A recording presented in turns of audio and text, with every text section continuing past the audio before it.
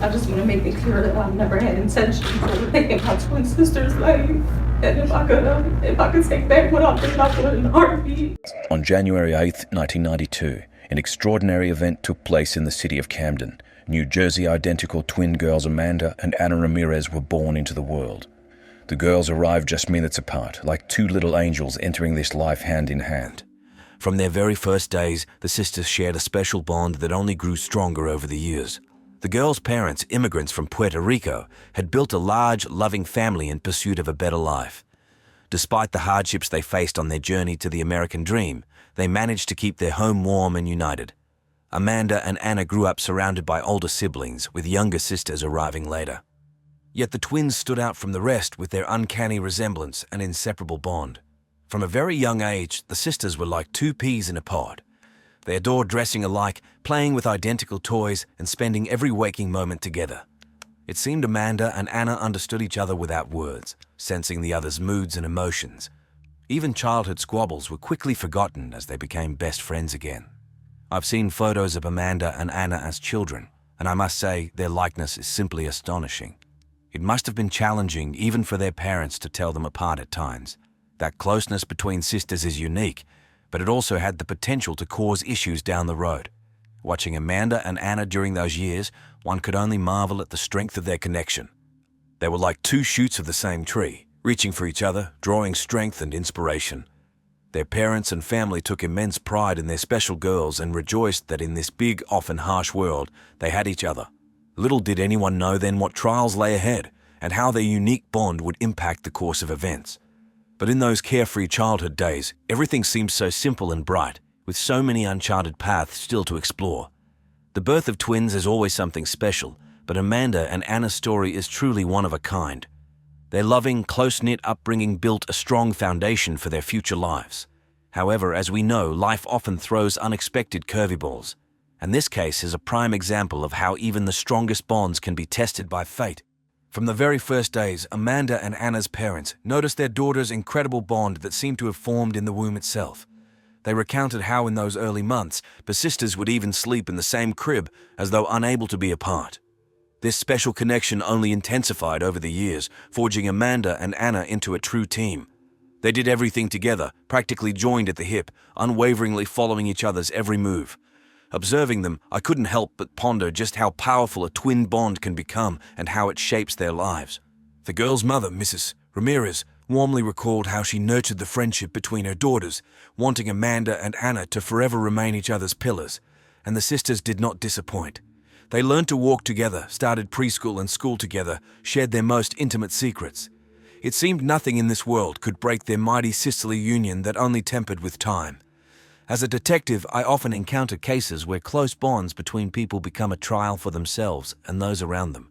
So Amanda and Anna's story piqued my interest, not just professionally, but also in understanding human nature. The parents shared that the twins had their own secret language for communicating with each other.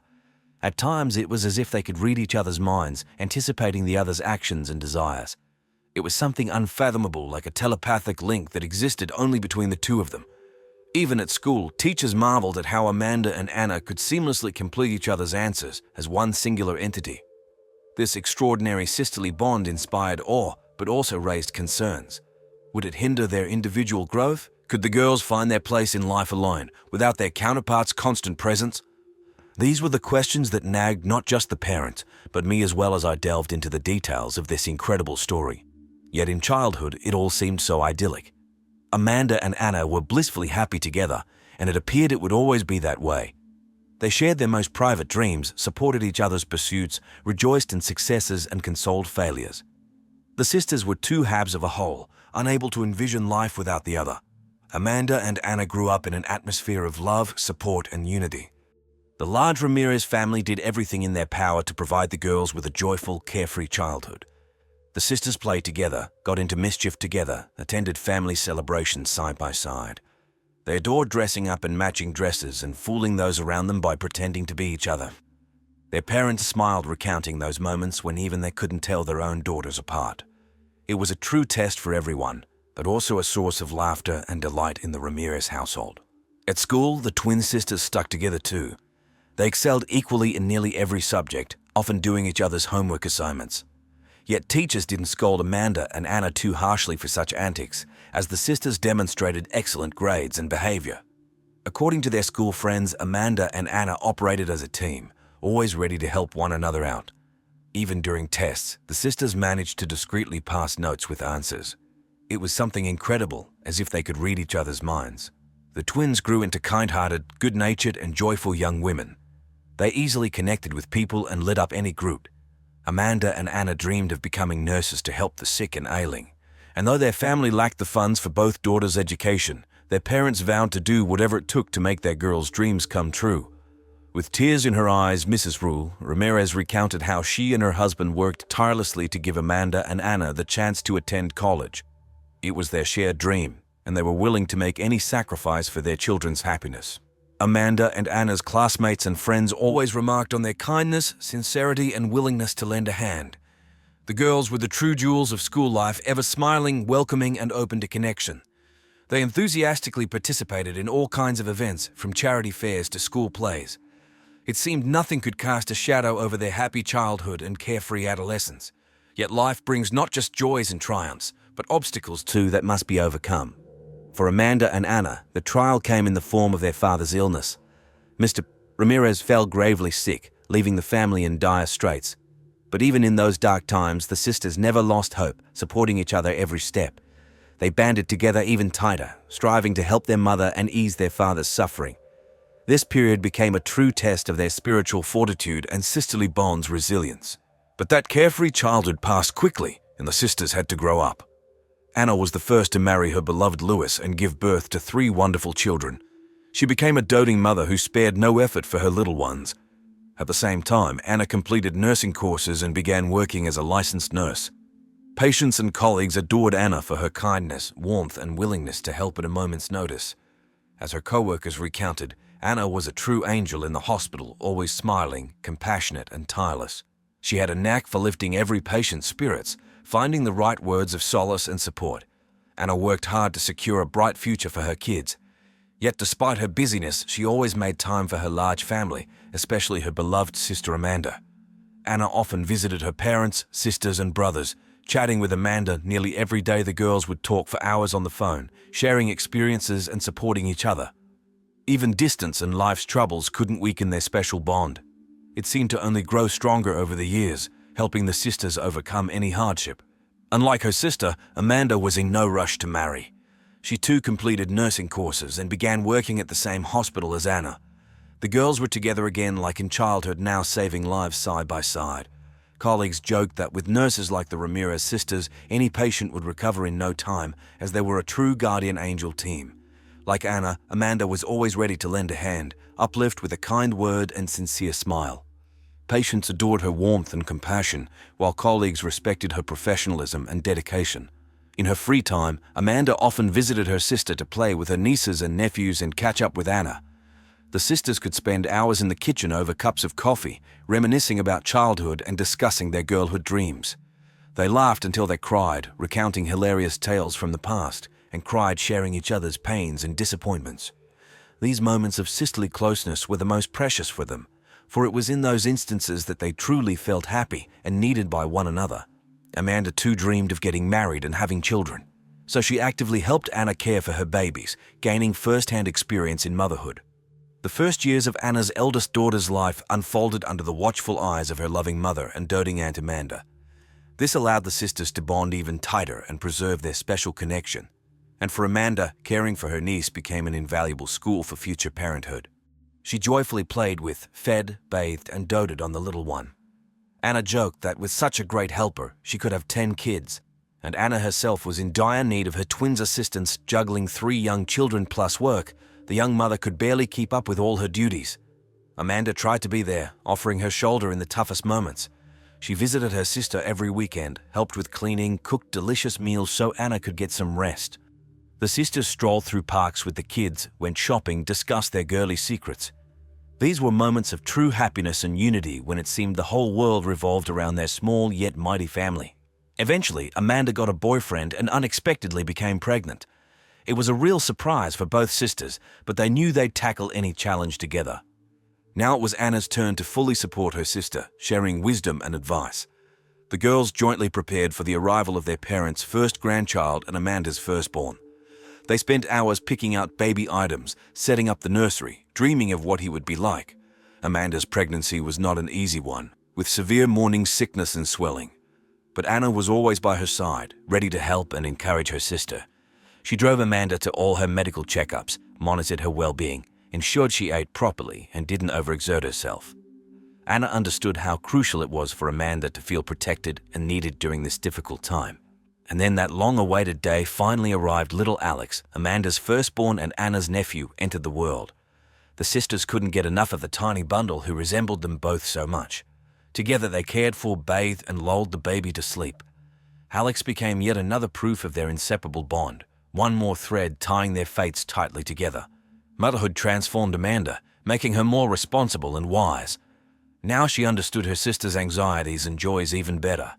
The girls could spend hours discussing childhood antics, exchanging parenting tips, dreaming of their kids' futures. They knew their children would grow up just as close and loving as they were. Over the years, the children grew while Amanda and Anna's sisterly bond only strengthened further. They continued to be each other's pillars, sharing every joy and sorrow. Their kids too grew up together like siblings, inheriting their mother's love and devotion to family. Despite the demands of motherhood, the sisters still found time to cut loose. Amanda and Anna loved partying and living it up with friends. They often hit the clubs together, dancing until dawn. Among their crew, the twins radiated wild energy, positivity, and some magical aura of unity. The Ramirez sisters seemed to read each other's minds, understanding every half-uttered word, laughing at inside jokes only they shared.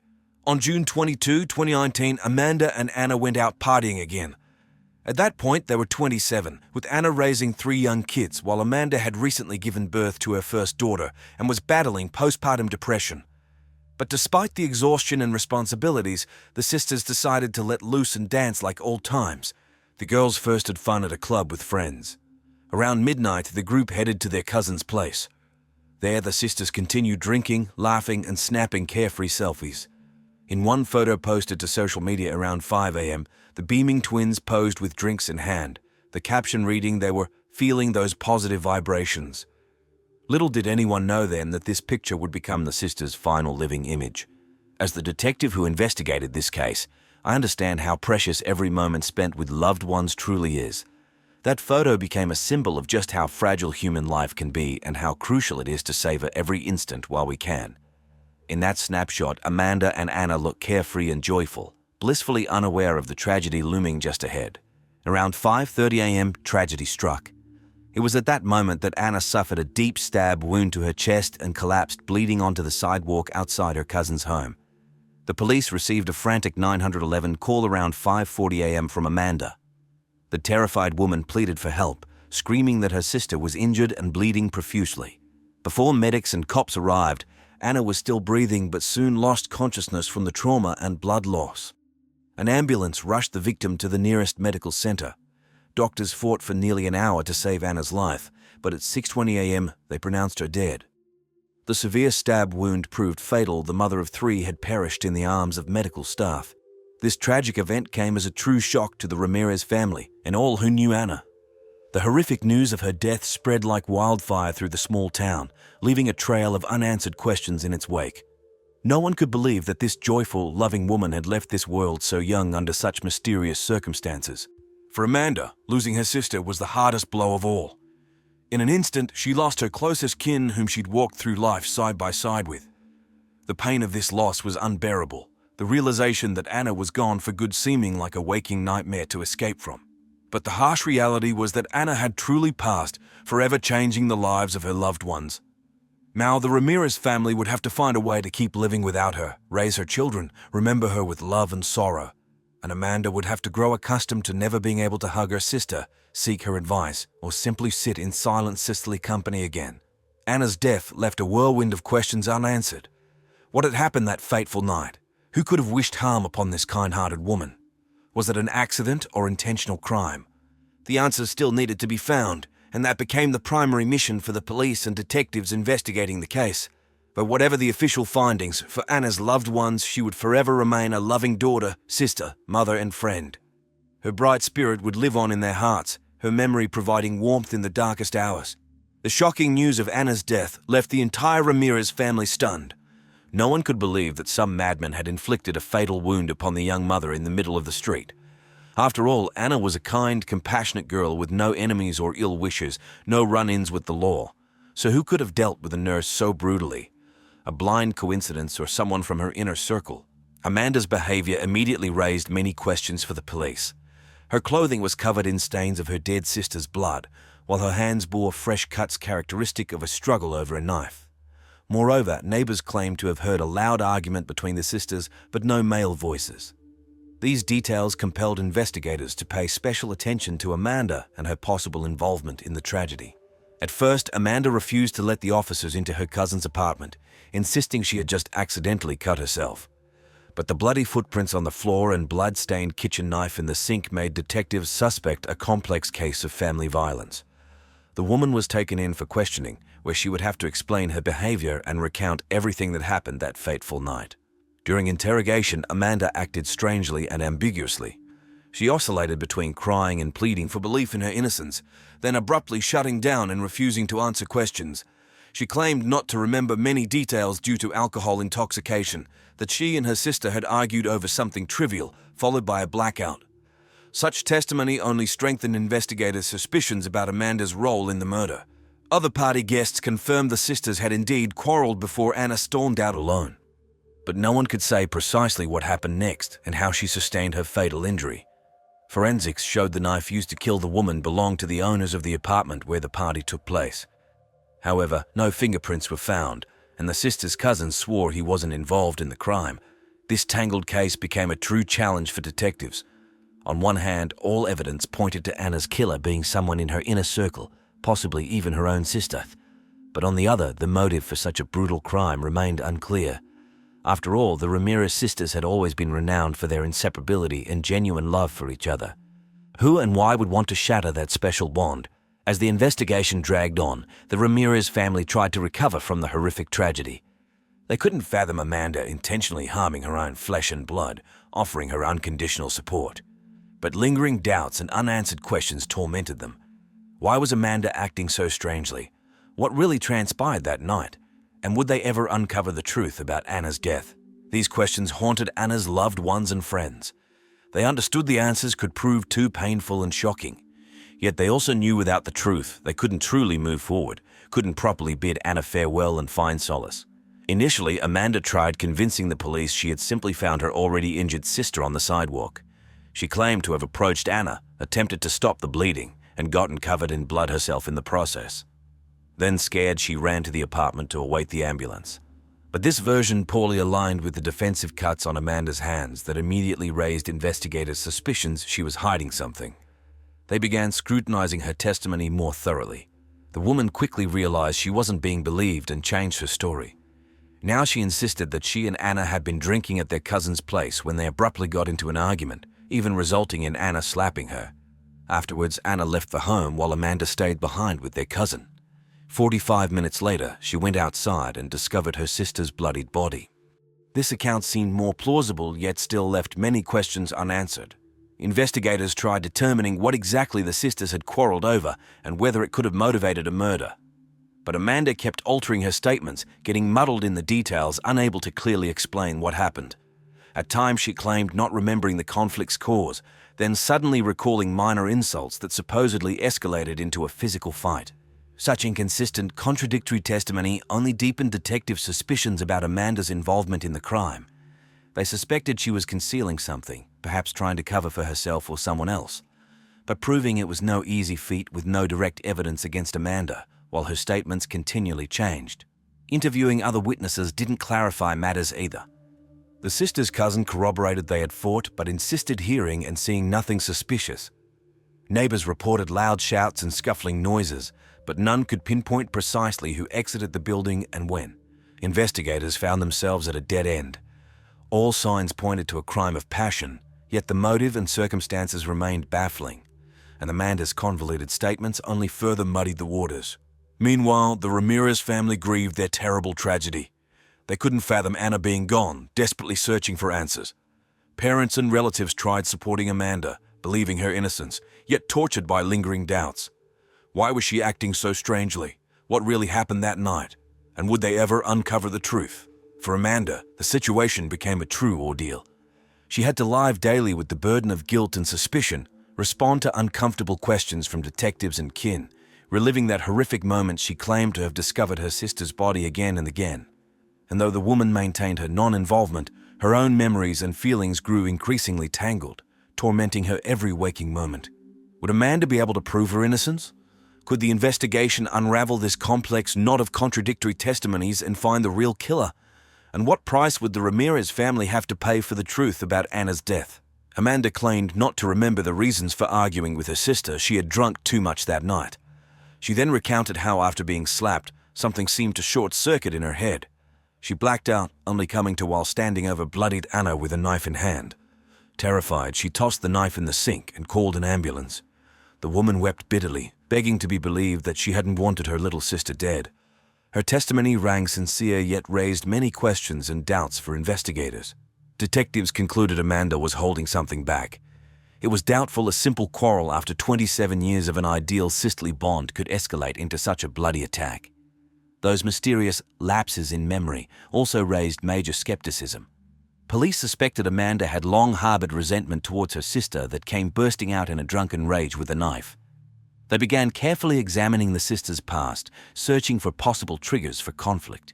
The fact that the woman had struck Anna with one precise blow to the heart indicated premeditated intent to kill, and her attempt to shift blame onto some abstract assailant only worsened the situation. The family denied any serious conflicts between the sisters. Their cousin corroborated the fight, but admitted not knowing what had provoked the argument between the twins. Without this key information, investigators knew unraveling the truth would prove difficult.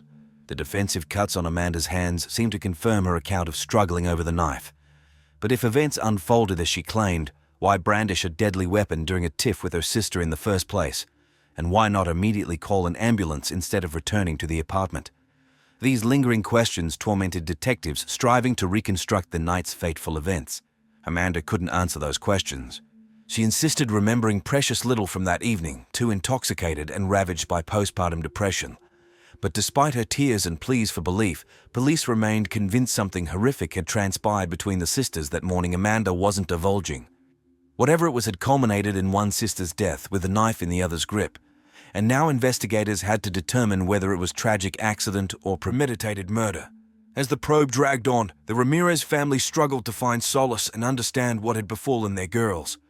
They couldn't fathom Amanda intentionally harming the sister she'd been inseparable from her whole life. Yet gnawing doubts and speculations tormented them. Was Amanda concealing some terrible secret? Had that secret ignited the fatal fight? And would they ever know the truth? Meanwhile, Amanda herself, broken by grief and despair, strove to prove her innocence. She replayed that night's events in her mind over and over, but memories remained jumbled and fragmented. The woman couldn't comprehend how she could have caused her beloved sister's death, even accidentally, and the blackouts only compounded her confusion and fear. Could she truly be repressing something unaware herself? Police continued gathering evidence and interviewing witnesses, hoping to find the key to unraveling this chilling tale. They understood any detail could prove pivotal, any testimony could shed light on that fateful night. Yet the more they uncovered, the more tangled the case became, and the harder it was to believe Amanda could have intentionally taken her twin sister's life. This tragedy became an ordeal not just for the Ramirez family, but for all who knew Amanda and Anna. People struggled to comprehend how such a loving, close-knit clan could find themselves at the epicenter of such a horrific story, and the suspicions and rumors only salted the already raw wounds. The media pounced on the news, further complicating detectives' work. As a practicing detective myself, I understand the immense pressure public scrutiny exerts, making it even harder to focus on the job at hand. The investigation had reached a dead end when suddenly an anonymous call came through to the police hotline. The unknown caller claimed Anna had been murdered by her own sister out of jealousy. This version was later corroborated by the victim's aunt, who alleged Amanda had been secretly carrying on an affair with Anna's husband, exploiting her uncanny resemblance to her twin. When Anna uncovered this liaison, she apparently accused her sister of treacherous betrayal in a heated rage. This bombshell information became a true sensation, compelling detectives to view the case from a new angle. The aunt insisted she had overheard Amanda boasting to a friend about her adulterous tryst with Anna's husband, mockingly adding how her dimwit sister remained oblivious. This theory could explain Amanda's strange behavior, adamantly denying the fight's trigger. If the woman had indeed seduced her brother-in-law, she likely wouldn't want to admit to such a shameful act. Investigators began scrutinizing interpersonal dynamics within the Ramirez family more closely, seeking confirmation of this scandalous hypothesis. However, all other relatives, friends, and especially Anna's husband unanimously dismissed rumors of a love triangle. They maintained the twins loved each other above all else, while Anna adored her Louis and would never have betrayed him. Suspicions of infidelity struck the kin as absurd and outrageous, completely inconsistent with the deceased's bride image. They couldn't fathom Amanda so treacherously deceiving her lifelong inseparable sister. Amanda and Anna's 19-year-old younger sister Monica swore under oath that the twins simply couldn't have betrayed one another that way, bound by a profound spiritual connection. The girl testified that Anna had been dating Louis for years, while Amanda had her own longtime boyfriend whom she had a daughter with and planned to marry. So there was no incentive for an affair with her brother-in-law, Monica insisted. Her testimony cast doubt on the love triangle theory, compelling a search for alternative motives.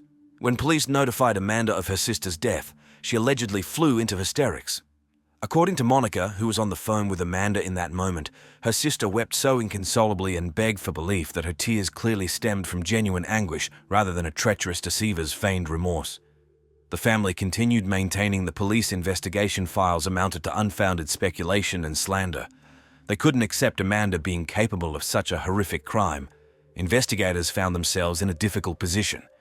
On one hand, the jealousy-fueled love triangle seemed plausible, potentially explaining Amanda's bizarre conduct. But on the other, testimony from the sisters' loved ones directly contradicted this narrative. Plus, no hard evidence of an affair could be uncovered. An anonymous call and the aunt's hearsay provided far too flimsy a basis for premeditated murder charges. In my opinion, this love triangle is pure nonsense, pardon my bluntness. But if you have your own theory, feel free to share it with me in the comments. I'd be happy to discuss it further. Meanwhile, Amanda's defense insisted on her innocence. Her attorneys argued all evidence against their client amounted to circumstantial contradictions. They urged the court not to fall for provocations and conjecture, but rely solely on facts and common sense. The defenders stressed that Amanda and Anna were not just sisters, but best friends who would never betray each other. The case garnered increasing publicity, drawing intense public and media scrutiny. Public opinion diverged. Some believed in Amanda's innocence and sympathized with the Ramirez family's plight, while others remained convinced of her guilt, demanding harsh punishment. This trial became a true ordeal for all participants, especially Amanda, fighting not just for her freedom, but to preserve her sister's honor and good name. In September 2019, Amanda entered into a plea deal with prosecutors. She admitted that under the influence of alcohol and postpartum depression, she had unconsciously, in a state of passion, stabbed her sister with a knife. The woman insisted she harbored no malicious intent and bitterly regretted her actions, having essentially ruined 2 lives, her own and her beloved sister's. Her confession came as a shock to all who had followed this high-profile case. During the trial, Amanda wept bitterly, begging God and everyone present for forgiveness, calling herself the vilest creature while pleading for a chance to return. She stated she would now carry the cross of remorse and the pain of irreparable loss until the end of her days. The court's sentence paled in comparison to the eternal pains of conscience she claimed. Her words moved those in the courtroom, yet could not bring the deceased Anna back. The judge ruled Anna's killing an intentional crime, but took into account Amanda's sincere remorse and extenuating circumstances. She was sentenced to 6 years imprisonment with possibility of parole after serving 5 years. Amanda broke down sobbing upon hearing the sentence, imploring the heavens and all around to forgive her most grievous sin. She understood this punishment amounted to only a fraction of the guilt she would bear for life. After the trial, the victims' relatives stated they harbored no ill will towards Amanda and accepted her remorse. Amanda and Anna's mother took custody of her grandchildren, while the rest of the family vowed to support the imprisoned woman's young daughter until her release. The kin believed Amanda had sincerely repented and deserved a chance at atonement. They held faith that in time they could forgive her and restore family ties for the children's sake and Anna's memory. Such a chilling story, colleagues. As difficult as it is to admit, it was drinking and unbridled emotion that ruined the lives of 2 young women, 2 families, depriving 5 children of a mother's love. And the core mystery, what truly sparked that fatal burst of rage, continues to be debated by police, attorneys, journalists to this day. The official investigation failed to provide a definitive answer. Amanda's loved ones view her an innocent victim of tragic circumstance, while law enforcement leans towards a theory of premeditated murder driven by jealousy. Proving or disproving a clandestine liaison between Amanda and her brother-in-law is now impossible. The woman adamantly denies any such subtext to the fight, while Anna's husband categorically rejects even hypothetical possibility of such events transpiring. This secret, it seems, will be forever buried alongside Ada. Yet despite all the speculation and uncomfortable questions, one sad fact alone remains certain: a young mother of 2 infants ended her 27-year-old twin sister's life with a single knife blow and now bitterly regrets her actions. And the bereaved Ramirez family will take a long time recovering from the consequences of that dreadful night of June 22, 2019. They will have to learn to live with this pain and Anna's memory, raise her children, and build a new life without her. This tragedy serves as a grave lesson for us all. A lesson in how fragile and vulnerable human life truly is, how easily it can be shattered in one fateful instant, and that neither family bonds nor love can shield us from horrific mistakes and irreversible loss. Amanda must now carry the burden of guilt and remorse for her crime for the rest of her days. While we outside observers can only sympathize with her shattered fate and pray such tragedies never repeat themselves, the story of Amanda and Anna Ramirez is more than just a criminal chronicle. It's a true human drama. A drama about 2 ruined lives, about love twisted into hatred, and about the remorse that may perhaps lead to atonement. And although justice has been served and the guilty punished, this story will continue aching in the hearts of all who know it for a long time to come. For there is no greater pain than losing a loved one, especially when that loss results from a fatal mistake by someone close. On the evening of Friday, April 20th, 2012, the Solis family had a very pleasant time. Rebecca and Sergio's 2 sons played a baseball game in which their 6-year-old sister, young Isabel, was present. The game lasted until 10 o'clock, after which the family returned home. The next morning, the girl was supposed to play baseball and Rebecca braided her hair so as not to waste time before work. At 11 o'clock, Sergio wished his daughter good night and left. Although Isabel had her own bedroom, she often slept in her brother's room. But on this particular night, she stayed alone. Soon, Becky and the boys went to sleep, and Sergio fell asleep on the couch, watching a baseball game he had recorded earlier. At 5 o'clock, the man woke up and slowly made his way to the bedroom. The house was quiet and peaceful when he went to sleep next to his wife. 2 hours later, Rebecca left for work at the medical center. The woman didn't notice anything strange in the house and didn't hear anything. She didn't go into her daughter's room before leaving for work. At around 8 o'clock in the morning, Sergio went to wake his daughter up to go to the game, but Isabel was not in her bed. He asked his sons if they had seen their sister, but nobody responded. Together with the boys, he searched the house and called for Isabel, but there was no answer. Then, Sergio Jr., who was 14 years old at the time, noticed that the window in his sister's room was wide open and the protective screen was lying on the ground in the yard. The husband called his wife. While Rebecca was racing home and the sons were frantically searching the neighborhood for their younger sister, Sergio called the rescue service. This was the call that later sparked a lot of controversy and criticism towards him. People react differently in a state of stress or panic, but Sergio was surprisingly calm and collected during the call. Besides his calmness, it seemed strange to many that he immediately stated that his daughter had been kidnapped. He even laughed when he mentioned telling his wife to come home. Later, Sergio explained that he was simply trying to remain calm to provide the police with all the information they needed. Interestingly, the neighbor also called 911 on behalf of Sergio Jr. Unlike his father, he was shaking and clearly upset, but he also immediately stated that his sister had been kidnapped and they wouldn't find her. Then the phone was handed over to Rebecca, who had also been in a panic and despair when she arrived home. She was able to give a precise description of the clothing that her daughter was wearing before her disappearance. The arriving officers indeed found a protective screen on the bedroom window of the girl on the ground in the yard. There was a large hole in it, as if someone had used a tool to make it. Soft toys were always lying under the girl's window in the room, and now they were scattered in disorder, Blood was discovered on the floor next to Isabel. Shoe prints were found behind the house, on the alley and on the electrical box under the high fence of the family. Presumably, the perpetrator climbed over it when he abducted the girl. The police organized massive searches, going from door to door, believing it was a kidnapping case, rejecting the idea that the 6-year-old girl could have run away. The neighbor of the Sellis family, Alicia Stardevant, said that she was woken up by a noise around 6:30 a.m. Her bedroom is literally across the fence from the girl's room. The girl said that she heard her dogs and the Sellis family dogs barking. Besides them, she heard men's voices, seemingly on her side of the fence, not at the Sellis family's home. But it was already getting light outside, and she didn't pay attention to it and fell asleep again.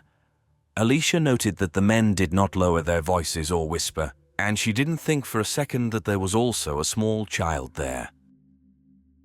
The police set up a checkpoint around the Sellis family's house and only allowed local residents through. The search initially focused on a small area around the house because in most cases, children are killed within a radius of 100 meters from the place of abduction. Then they expanded the search radius, included several apartment buildings, and interviewed residents. Officers checked the stadium where Isabel's baseball game was supposed to take place, the local garbage dump.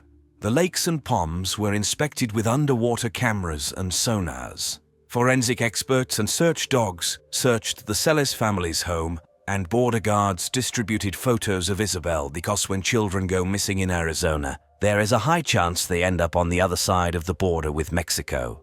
In addition, in 2012, 16 criminals who had committed violent acts against women and children lived near the family's home. All of them were interrogated and excluded at that time. A theory emerged that someone had noticed Isabel playing with her brothers in the evening, followed the family, and abducted the girl from the house at night. Following this lead, officers checked the registration numbers of all the cars in the parking lot. Surveillance video cameras located near the family's home showed an unusually active nightlife. At 2:36 a.m., a private security company's car appeared in the alley near the house, and 2 more cars were shown in the parking lot 10 minutes later. Suddenly, a large number of pedestrians were wandering around the house, some of them interested in garbage cans, and an hour before the 911 call, a car quickly turned the corner near the trash can. But the girl did not appear anywhere in the 10 hours of filming. However, something interesting was discovered during the search of the house by the police. The officers found inscriptions on the door frame of Isabel's wardrobe. The inscriptions were written in a child's handwriting and included such words as bad father, I don't love father, and bad day. Rebecca claimed she had no idea about this, but the police decided to interrogate Isabel's family more thoroughly. One of the sons revealed that when their father drank, he became aggressive, cursed, and hit him twice. Therefore, investigators invited employees of the Child Protection Services concerned about the Sellis sons, especially since, as it turned out, Child Protection Services had been called to the family's home more than once. In January 2012, one of the boys was washing dishes and left a glass in the detergent. Sergio drank water from that glass and scolded his son for his mistake. Rebecca insists that they laughed about the incident. But the next day, the boy told his friends about it, and someone's parents contacted the Child Protection Services. Anyway, in May 2012, at their request, Sergio voluntarily left the house, although Rebecca claimed that her husband was an excellent father and when Isabel returned home, all questions would be answered. Although the incident was soon resolved, and Sergio was able to return home to his wife and sons, the family was upset that the investigation did not bring any results.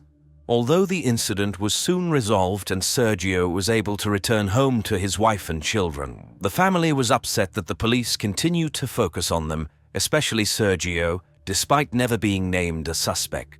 Later, the man stated, "It feels like the investigation never went beyond this house. That's what's so upsetting." So they hired Private Detective Jerry Snyder to conduct an unbiased investigation into Isabel's abduction. And his suspicions fell on Rebecca's cousin, Justin Mastromarino. At first, Justin acted as a representative of the family, constantly speaking to journalists and giving interviews. But within 2 weeks of Isabel's disappearance, he sent his car to Florida, hired the best lawyer, and left, refusing to answer reporters or police's questions. Such behavior seemed strange to the private detective. Moreover, Justin had lived in the Solis family's home for a long time and still had a key to the house. There was a version that Justin, who had previously stayed overnight in Isabel's room, could owe money to someone and the criminal came for him. But instead of Justin, he found Isabel in the room and took her for ransom or as leverage. On the other hand, his friend Sebastian Hartsfield is confident that Mastromarino did the right thing, and if he had the means, he would have left too. The thing is, Justin was tired of the intrusive attention of the media and the public. Sebastian said that they spent the evening of the abduction together with Justin. He reluctantly admits that it was April 20th, National Cannabis Day, so he and Justin smoked and drank all evening, although there was a 6-hour gap when they were asleep, and he cannot say for sure where Justin was. Sebastian is confident in his friend's innocence. When the police finally questioned Justin, the police chief said that the investigator hired by the family had no evidence, but the police were absolutely sure of Justin's innocence. It is worth noting that Sergio was also suspected of owing money to bad people, and his daughter was kidnapped for ransom. Isabel was at the age when children are more often abducted by relatives. She was kidnapped from the house where only her relatives were present, and Sergio was the last person to see her, kissing her goodnight at 11 o'clock. He did not pass a polygraph test. Moreover, the fact that the dogs barked at night indirectly confirms the involvement of someone from the family. How could a stranger know where the girl's room was, that she wouldn't be sleeping in her brother's bedroom, and that there would be no dogs in her room? Usually, at least one of them slept in her bedroom. How could the kidnapper know exactly how to avoid the surveillance cameras located on the street? Yet, besides suspicion, there was nothing linking Sergio or Justin to the crime. Where was Isabel? Let's go back to the morning of July 23, 2012, when the rescue service received 3 distress calls. A child, a girl, called and said she wanted to report a kidnapping. She mentioned Isabel's name and said he's coming, identified the district where she was located, and then the call disconnected. The officers went to the specified district, but they didn't find anyone. They traced the call to an apartment building where 2 sisters, aged 9 and 11, lived. The sisters had simply decided to play a prank. The calls caused a lot of fuss, but they were quickly released. However, their joke cost the city $4,700 in officers' wages spent on the search in the district specified by the girls. After this incident, the police tried several times to draw attention to the case, for example, by sharing an image of what Isabel might look like several years later. But despite all efforts, there was no progress in the case for years. Who kidnapped Isabel? Was it someone unknown to the family who entered through a window and took her? Did Justin consider kidnapping Isabel because he was in debt and wanted to demand a ransom, but the kidnapping went wrong? Was one of her brothers involved in what happened to her, and are their relatives covering it up? Or does Isabel's biological father know more than he's saying? Unexpectedly, on February 8, 2017, there was a breakthrough in the case. A woman named Melissa contacted the FBI and stated that they should speak to her fiancé, Christopher Clements, about the disappearance of Isabel. Supposedly, he might know something about the girl's disappearance, but Melissa couldn't say anything more and they should talk to him. Finding Christopher proved to be quite easy. He was in jail on charges of robbery. Christopher confirmed to the agents that he knew where to find Isabel, but demanded a deal. In exchange for information about Isabel's whereabouts, he wants his charges dropped, his confiscated Acura Honda returned, and full immunity in Isabel's case. He assured them that he only knows what happened to the girl. It is also known to a member of the Celis family. He hinted that Sergio knew about the kidnapping of his daughter and was involved in it. Christopher told them that Sergio was seen handing over Mexican gold coins to someone at a local pawn shop. Supposedly, there was a fight and Isabel was taken to get the money that her father owed for the stolen coins. Christopher spoke very broadly, and no matter how much the agents questioned him, he didn't go into details. The man stood his ground, information in exchange for a deal. He got what he wanted. The prosecutor's office went for a deal, dropped the charges of robbery and returned the car.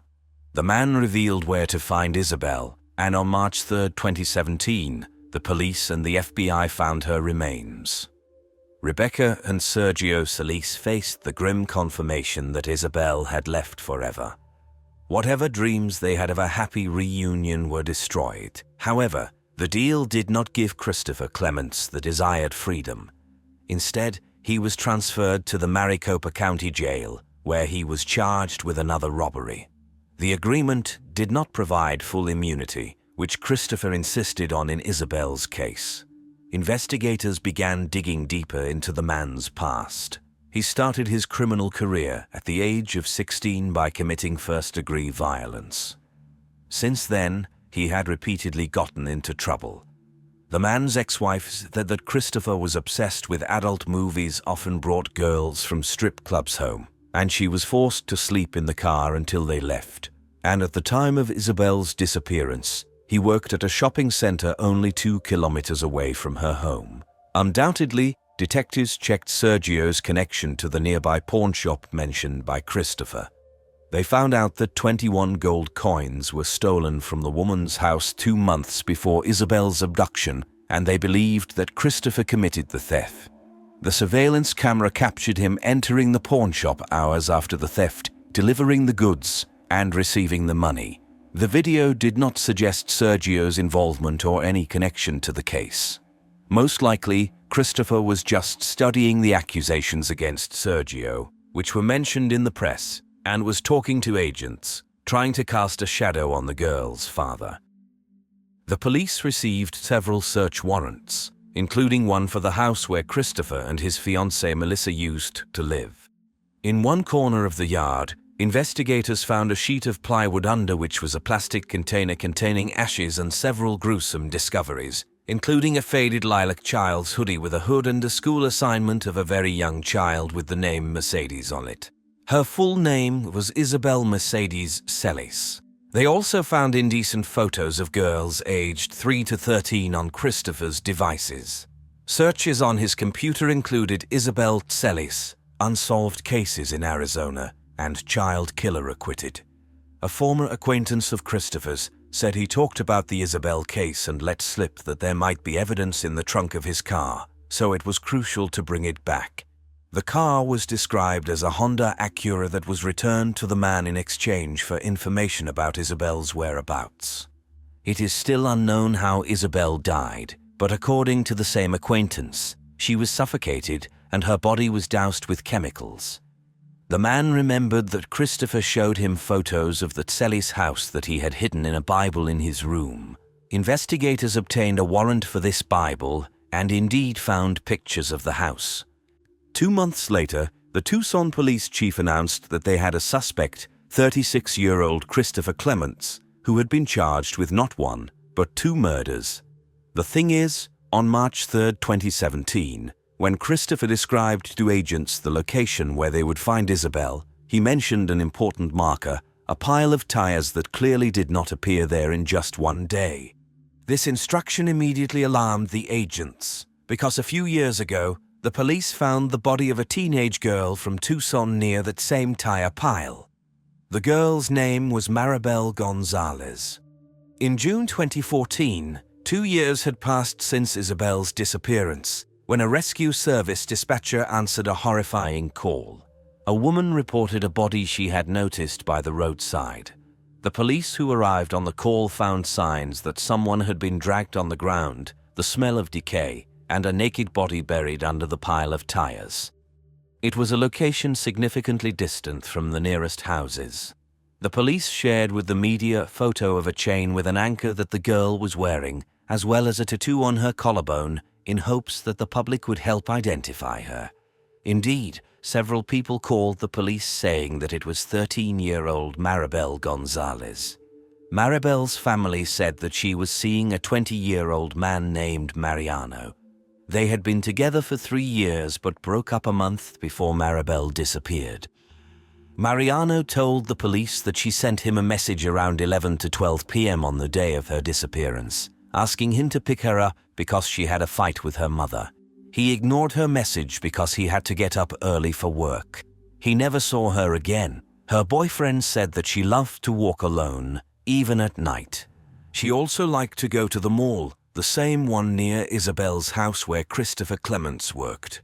The police linked these cases based on the fact that the bodies were found in close proximity to each other. Christopher's DNA was compared to the DNA found on Maribel, and it matched. Isabel was kidnapped and killed 2 years before Maribel. Could the perpetrator have been caught after the first crime and prevented Maribel's death? It turns out that Christopher's name came up during the investigation before his conversation with the agents in 2018, more than once. As it is already known, the officers contacted all individuals who committed sexual crimes and lived nearby Isabel, violent acts against women and children. The list contained 16 names, including Christopher. He was listed as a Class 3 offender, meaning with a very high likelihood of reoffending. The police talked to him, but obviously he was able to convince the officer that he had nothing to do with the case. Perhaps his girlfriend provided him with an alibi. Furthermore, after Isabel's disappearance, her parents asked to recall any unexpected meetings, uninvited guests, traders, advertising agents, distributors, anyone who could arouse suspicion. Rebecca immediately remembered a man who was interested in their red Acura. He came twice, but the woman did not know his name, and he never entered the house. Interestingly, Christopher also mentioned that meeting during the interrogations. This is what he told FBI agents on February 10, 2017. According to him, 2 people pretended to be interested in the car. In fact, they needed to make sure that Sergio lived at that address. They approached Rebecca, and she gave them the phone number and said that they needed to talk about the possibility of buying from her husband Sergio. Thus, the men confirmed what they wanted. Christopher said that he just knew about this visit, but he himself never approached the Solisev's house. However, during the conversation, he several times referred to we instead of they, as if confessing that one of the men was him. Christopher's description of the visit coincides with Rebecca's story, except for one detail. The woman described only one man who matched Christopher's description and drove the same car as he did. But her description differs slightly from the description given by her husband. What if the police had followed this lead immediately after Isabel's disappearance? Would it have led them to Christopher Clements? Investigators believe that the kidnapping of Isabel was not spontaneous. Christopher had planned his crimes. He repeatedly called the home of the woman from whom he stole gold coins when she was not home. He also called the Celis family home as early as October 2011. The day after the kidnapping, Christopher changed his phone number and washed his car. If cleaning his car usually cost him around $10, $35, this time he paid $110. However, changing his phone number did not help, as phone records linked Christopher to 2 crimes. Footprints found at the scene of Isabel's kidnapping matched sneakers that no one in the Celis family wore, but which Christopher was often seen wearing and even photographed in. Detectives also studied photos on his devices and found a miniature snapshot. It was a selfie of a man on the front seat of a car who looked like Clements, and a little girl lying on the back seat who was extremely similar to Isabel. The photo was shown to Sergio and Rebecca. The woman agreed that the girl resembled Isabel, but she could not say for sure because the image quality was terrible. Christopher claimed the child in the photo was his son. But when the photo was shown to Melissa, his fiancée, she began to shake. She did not recognize the child as her own. The child in the photo did not resemble the 1.5-year-old fair-haired boy. Instead, it was more like a dark-haired girl with her hair braided, which Isabel's mother had done just before the kidnapping. The defense argued that the footprints were initially described as work boots. Christopher did not have his phone with him during those calls, and the blood in Isabel's bedroom probably appeared before the kidnapping. Christopher's lawyers successfully pushed for 2 separate trials, one for the Isabel case and one for the Maribel case, so that the prosecutor could not present evidence for both crimes at once. However, this did not help him much because he had already been found guilty of Maribel Gonzalez's murder. He still has to face trial for the kidnapping of Isabel. On Tuesday, February 11, 1997, Le Portel, a small town on the southern coast of Boulogne-sur-Mer, was celebrating its carnival for 3 days. The festival was in full swing, and tonight was the last night that everyone was eagerly anticipating. The Merlin sisters, Peggy and Amélie, had never missed it. Today they invited their friends Isabel and Audrey Raffin. The girls met 5 months ago. 16-year-old Amélie and 17-year-old Audrey became friends at school after the Raffin sisters moved to Le Portel.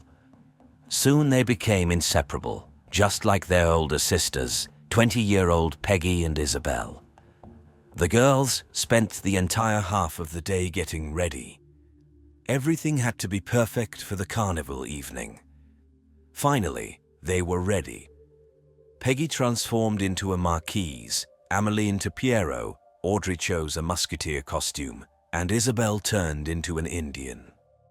Their older sister Virginia joined Audrey and Isabel. At 8:30 p.m., the 5 girls left the house to walk to the square where the festival was taking place. Despite the cold and rain that evening, all 5 were in a great mood. The friends sang and danced together with everyone. People in carnival costumes gathered from all sides. Meeting their friends, they briefly stopped at a cafe to warm up. At 11:30 p.m., it was time to go down to the Partel beach to see the highlight of the show, the burning of Batista, a rag doll. This was the highlight that Peggy and Amélie wanted to show Audrey and Isabel. A huge bonfire had already been prepared on the beach. At midnight, the rag doll burned out, and as tradition requires, all carnival participants head to the village of Equien, located 3 kilometers to the south. 2 hours before that, the girls agreed to meet their friend Eve halfway and go together. But the young man never saw the girls. He decided that they had changed their minds and went to warm up at Peggy and Amélie's. In reality, there was no reason for Eve to worry since many people gathered at the carnival, and the townspeople in carnival costumes continued to walk back and forth between Partel and Equien. Morning came. The carnival was over and Peggy's and Amélie's mother came to the main square to pick them up. Marie-José Merlin bought croissants to have a snack with her daughters and listen to their stories about the evening, but they didn't show up at the meeting place. The woman returned home around 7:30 a.m., woke up Virginia and asked where the girls were and why they hadn't returned yet. Virginia replied that the carnival ends at 6 to 7 a.m. and they need more time to get back, or they might have stayed overnight at Isabel and Audrey's. Meanwhile, Isabel and Audrey's mother was also starting to get nervous. She had let her daughters go to the carnival and worried that they hadn't returned yet, but thought they had stayed overnight at Marie-José's. As time went on, and when the 2 mothers spoke on the phone, it turned out that neither of them had seen the girls. None of their friends or relatives knew where they were. Anxiety was growing. It was not like the girls to disappear like this. They always let their families know if they were going to be late. At 9 o'clock in the evening, driven mad with worry, the parents went to the police station. But to their deep disappointment, the police officers were not at all concerned. The girls were at an age when they could relax and forget about everything, especially during the carnival season. The police officers assumed that there was a carnival in the neighboring town and the girls went there to have fun. In other words, the girls' disappearance amounted to a simple escape. However, The parents knew for sure that they would not have run away in carnival costumes without money and documents. Moreover, they were very attached to their mothers. Marie-José Merlin had recently suffered a heart attack, and the daughters were afraid to do anything that could upset their mother. Isabel and Audrey were also attached to their foster mother, Loa. The woman had adopted Audrey, Isabel, and their older sister Virginia after their mother's death when the girls were 3, 4, and 6 years old. The girls appreciated the love that surrounded them and would not have run away. Convinced that there was no point in running away and faced with the lack of reaction from the police, the relatives organized the search themselves. They began to post flyers around the city, searched the lighthouse, beaches, and abandoned bunkers built during World War II, and even inspected the abandoned tunnel of the city. The family even approached the boats moored at the pier and locked on them, assuming that the girls could be locked inside. In a cafe, they found a souvenir photo of Audrey in a musketeer costume, which confirmed that they were at the carnival. But for the next 48 hours, there was no other news about the girls. Then, thanks to flyers, calls from witnesses began to come to the Lamotte family's home.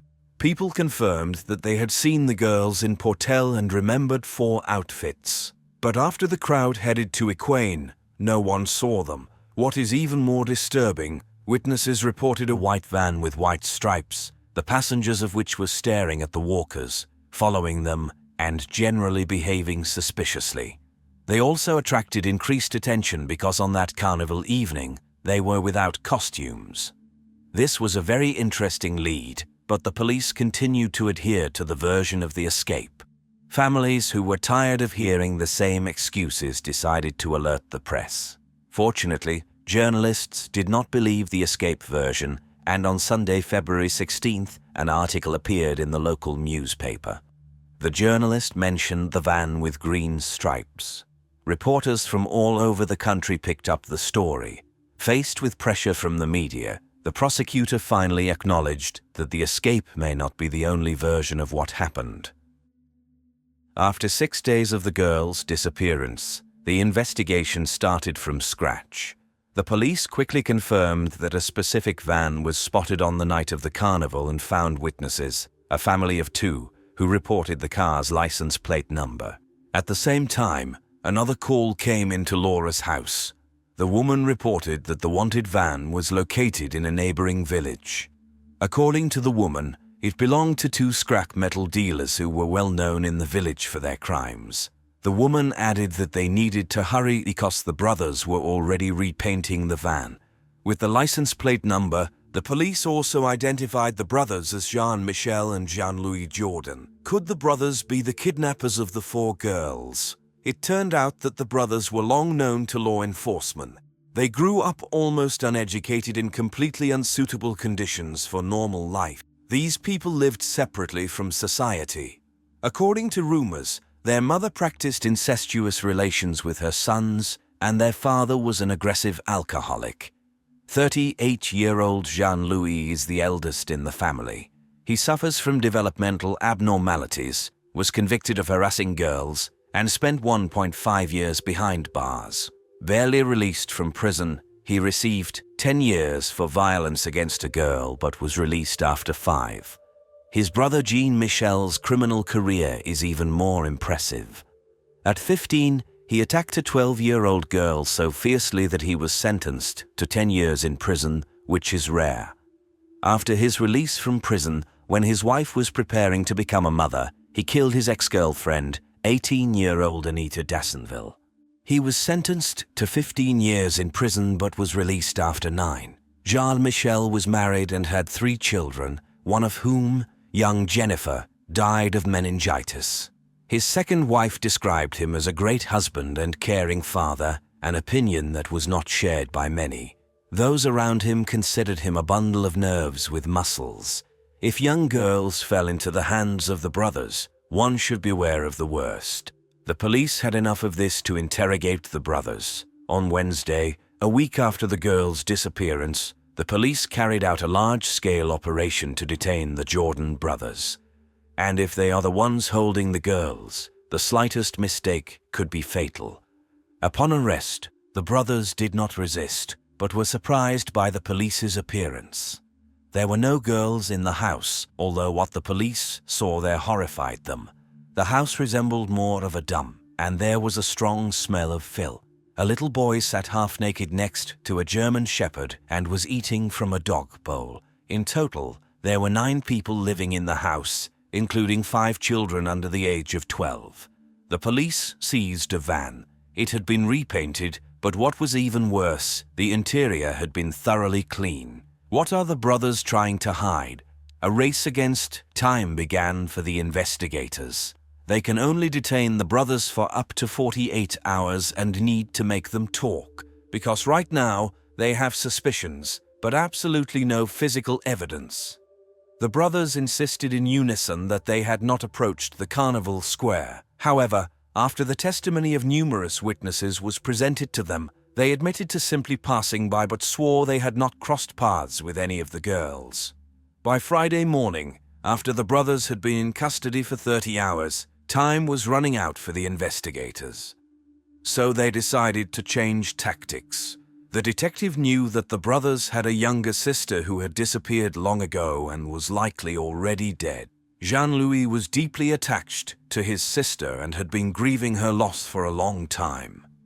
The detective laid out photos of the missing girls and began telling the suspect about each one. He appealed to Jean-Louis' emotions, saying that they had families waiting for them.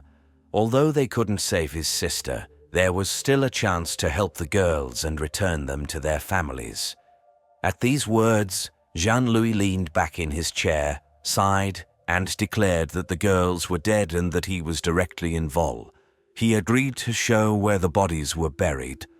Journalists gathered outside the police station watched as the police car raced off in an unknown direction, and they followed. The entire procession stopped at the base of a dew. The police, together with Jean-Louis, went to the spot he had indicated. They had to dig for a very long time, so long that the detectives thought the man had deceived them and that there were no bodies there. Suddenly, a piece of red fabric from one of the musketeer costumes emerged. All 4 girls were lying in a pit measuring 1 by 2 meters. They were wearing carnival costumes that they had worn to the masquerade. On the other side of the dune, impatient journalists saw 4 hearses approaching. They arrived in silence. Then it became clear to them that the hearses were carrying the bodies of the 4 missing friends, and they rushed to report the news to the public. The families of the girls learned of the horrific news from the radio. The missing girls were found, but the nightmare was only beginning. On February 24th, forensic experts conducted an autopsy. They discovered that the perpetrators had chosen strangulation as their method of murder and had sexually assaulted 3 of the victims. Isabel became the first victim. She was severely beaten and then strangled. She likely put up the most resistance to her kidnappers. Peggy was sexually assaulted and then attempted to be strangled. However, she was buried alive. Sand was found in her esophagus, indicating that she was still breathing when she was buried. Amelie was even more beaten than the previous 2 girls. She was sexually assaulted and then killed. Finally, young Audrey was subjected to every kind of violence one can imagine. When Audrey was the last one alive, the perpetrators likely just played with her. Now the police wanted to know how it all happened. But during questioning, the brothers presented conflicting versions that only began the same way. Around 11 p.m., they met 4 girls dressed as musketeers, an Indian, a Marquise, and Pierrot, and agreed to give them a ride to Ikayan. They only had to drive 3 kilometers, and one of the girls quickly noticed that they had been driving too long and in the wrong direction. They yelled that they wanted to get out. One of the girls tried to open the van door, but it was blocked. According to Jean-Louis, Michel ordered him to calm down the captives, while he himself drove the van even faster. They arrived at Saint-Cécile Beach and brought the captives to an abandoned bunker. These are defensive structures that have survived in France since the war. The bunker has only one exit, which makes it an ideal prison for captives. And this is where the brothers' versions diverge. Jean-Louis said that he was guarding the girls in the blockhouse while Jean-Michel took them one by one. When his brother came for the last captive, Jean-Louis followed them to the top of the dune, where 3 girls were lying motionless on the ground. In his presence, Jean-Michel killed the 4th victim, and they buried the bodies together. Jean-Michel, in turn, admits that he led the victims to the blockhouse, but once inside, he left them in the company of his brother and went back for the keys, which he had left in the van. When he returned, his brother showed him 4 bodies lying on the top of the dune. They buried 2 of them. So, each of the brothers denies violence and murder. The most they did was to help bury the bodies. Without being able to rely on the suspects' statements, the detectives waited for evidence to prove the brothers' involvement in the murder. Forensic experts started with examining the van, which was an ideal trap. The lock on the back door was broken so that it could only be opened from the outside, and the van was cleaned out. However, upon closer inspection, investigators found a piece of an earring, a fragment of Audrey's earring that was torn off of her. This was evidence that the girls were brutally beaten inside the van. The problem was that besides the valuable evidence, the police did not find any DNA evidence of the brothers or the girls. They found some suspicious stains, possibly blood, but they were unable to conduct an analysis. Of course, the brothers cleaned it perfectly, but in 1999, the police did not have modern DNA analysis tools. Therefore, there was very little physical evidence to link the Jordan brothers to the crime.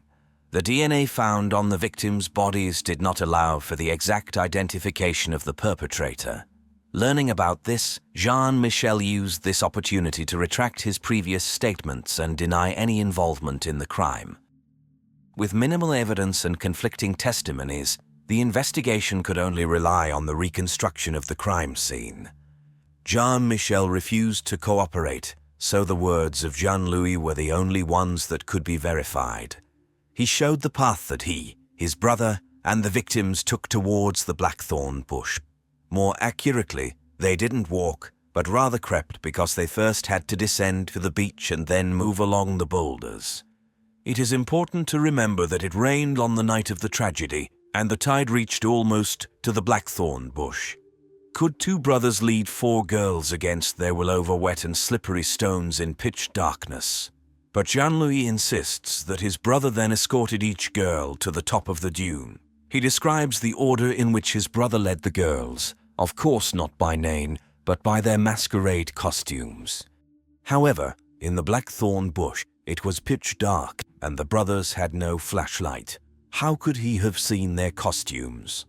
Furthermore, the path he indicates is strewn with even greater obstacles.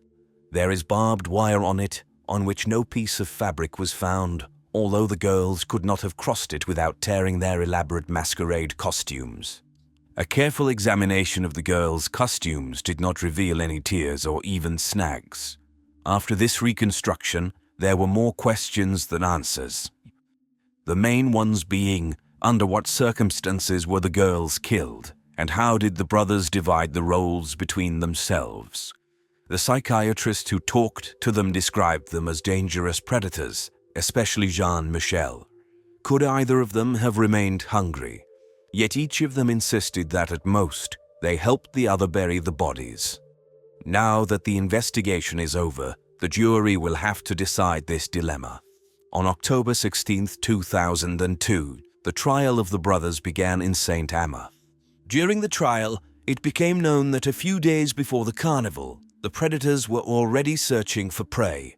They almost kidnapped a young woman in Bursurma. She had been in a phone booth for 19 hours, and her friend was calling from another nearby booth. The girl noticed a van with green stripes that pulled up next to the payphone.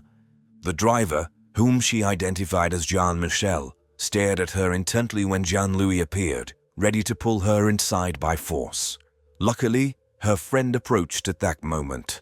Jean-Louis saw him, closed the door, and the van drove away. This was not the only similar story that the jurors heard, leading them to believe that the brothers had bought the van specifically for the purpose of kidnapping girls. However, Jean-Louis continued to claim that he had done nothing. It was like talking to a wall when trying to talk to his brother. The prosecutor was worried that the jurors would only accuse Jean-Michel, believing he had played a passive role. Jean-Louis, perhaps unintentionally, was playing a winning game. Therefore, the prosecutor requested that all participants in the trial be taken to the scene of the incident. Such a practice is very rare, but in this case, the prosecution considered it necessary to understand how events unfolded that night. On October 25, 2002, all court participants went to the beach of Saint Cecile. As expected, the jurors could not even reach the Blackthorn, and you still need to climb to the top of the dune, overcoming a series of barbed wire. It is impossible to make such a journey at night without the victims tearing their clothes and trying to escape. Obviously, the girls were never in Blackthorn. This explains why, despite multiple signs of violence, there was no sand in their intimate areas. In other words, according to the results of the autopsy, the rape could not have occurred on the beach. The prosecutor is sure the violence and murder took place in the van in the presence of two brothers. They put the girls in the van, promising to take them to the beach.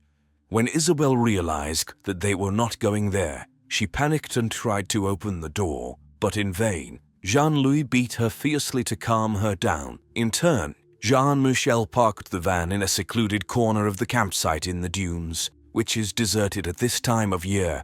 The man turned off the engine and joined the girls and brother in the back of the van. The van was the instrument of the murder of the poor girls. It was there, in those horrific conditions, that they were beaten and killed. Peggy's DNA found under Amelie's fingernails provides additional heartbreaking details of the violence.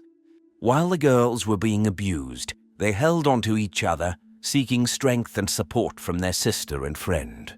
And then it's simple. You just need to open the door, walk 20 meters, and you'll find yourself at the top of the dune. What we don't know and will never know is what one did and what two did. The exact circumstances of the tragedy may be unclear, but the guilt of the two brothers is not in doubt, because the crime of one brother is so difficult to separate from the villainy of the other. As they prepared for the crime together and spread terror in the surrounding area together, the brothers were dubbed the Siamese Horror Brothers. On October 27, 2002, the verdict was announced. The brothers were sentenced to life imprisonment with maximum supervision for 22 years for Michel and 20 years for Louis. The slight difference is explained by the simple fact that without Louis' confession, the police would still be looking for the girls. To this day, the pain of the families is still very strong. Every year on February 12th, Marie Merlin and her son Gregory return to the beach of Saint Cecile. It's the place where it all ended for them. Gregory says that today he should be a happy older brother, uncle. Instead, he mourns his sisters, kidnapped from the carnival on a night that was supposed to be one of the happiest days of their lives. In February 2003, the blockhouse that became a stumbling block in the case was blown up. The police protected the family from an angry mob, but a few days later, arson destroyed the Jordan family's home. Lola Luna Chommelez was born on November 4, 1999, in Buenos Aires, Argentina. She grew up in the family of Adriana Belmonte and Diego Chommelez, the son of the renowned chef Beatrice Chommelez. In November 2014, when the girl turned 15, her parents decided to gift her a trip to New York for the Christmas holidays. However, before that, they sent their daughter to spend a few days relaxing with her godmother's family in Rocha, Uruguay.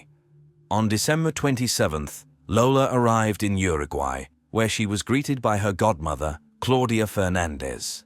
The girl was clearly in a great mood, which was captured in a photo taken by Claudia.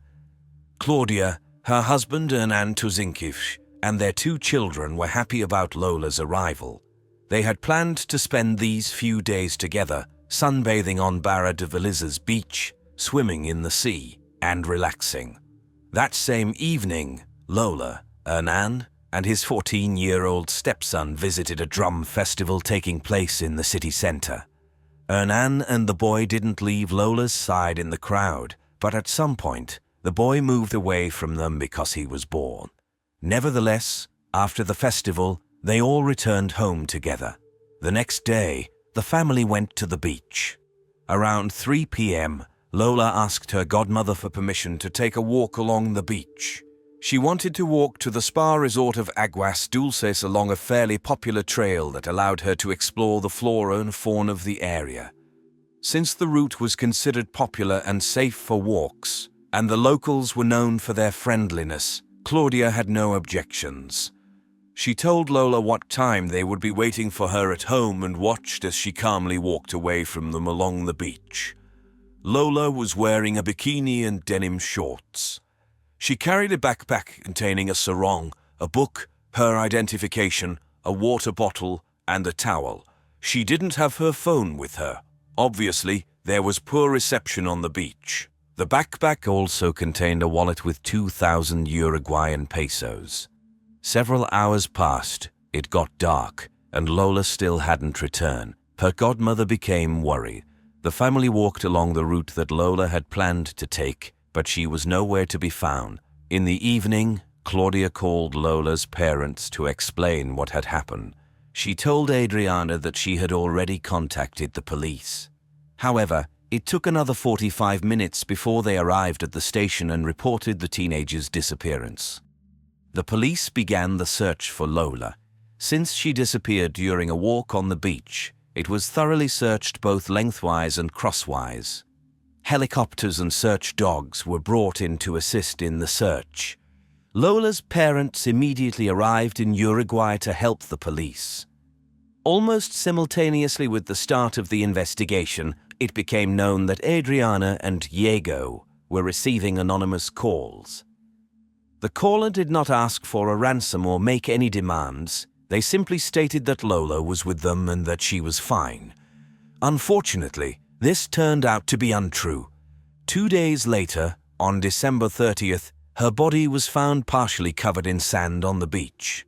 She was in an area with many dunes and dense vegetation. There were shallow knife cuts on her neck and signs of blows on her head. The autopsy revealed that Lola was attacked from behind, then dragged or forced to the location where she was found. The killer pressed her face into the sand for a prolonged period until she suffocated. This was determined by the presence of sand in her lungs. After the news of the crime became known, there was an unprecedented uproar in the press of Argentina and Uruguay. As often happens in such cases, journalists began to put forward theories about what could have happened. The suspicions of the Uruguayan police and the media immediately fell on the family of Lola's godmother, especially on Hernan, and there were several reasons for that. Firstly, they claimed to Adriana and Diego that they had already contacted the police, although they actually delayed before going to the station. Secondly, the media tried to see something sinister in the fact that Lola, Hernan, and his 14-year-old stepson went to a drum festival together, but at some point, the boys separated from them, leaving the girl with Hernan.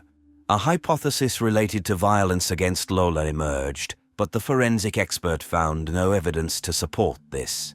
However, there were other reasons to suspect them. Claudia and Hernan immediately hired a lawyer, and not a single family member agreed to take a polygraph test. Lola's parents added fuel to the fire by making a series of bold statements. In particular, Diego stated that he had long ceased to trust Hernan, which provoked further questions. If he didn't trust the man, why did he allow his daughter to go on vacation with them? It is important to note that Claudia and Adriana had been friends for 25 years. Hernan was Claudia's second husband, and Lola's parents had known him for about 5 years. They all originally lived in Argentina, but Hernan and Claudia moved to Uruguay. When Hernan was interrogated, the investigators noted contradictory statements, which led to his arrest on December 31st. Claudia was arrested on suspicion of concealing evidence. Her son was also detained because he was suspected of making those anonymous calls. It is not confirmed with certainty that he was the one who called Adriana and Diego, but it is evident that those calls were a failed attempt at a joke.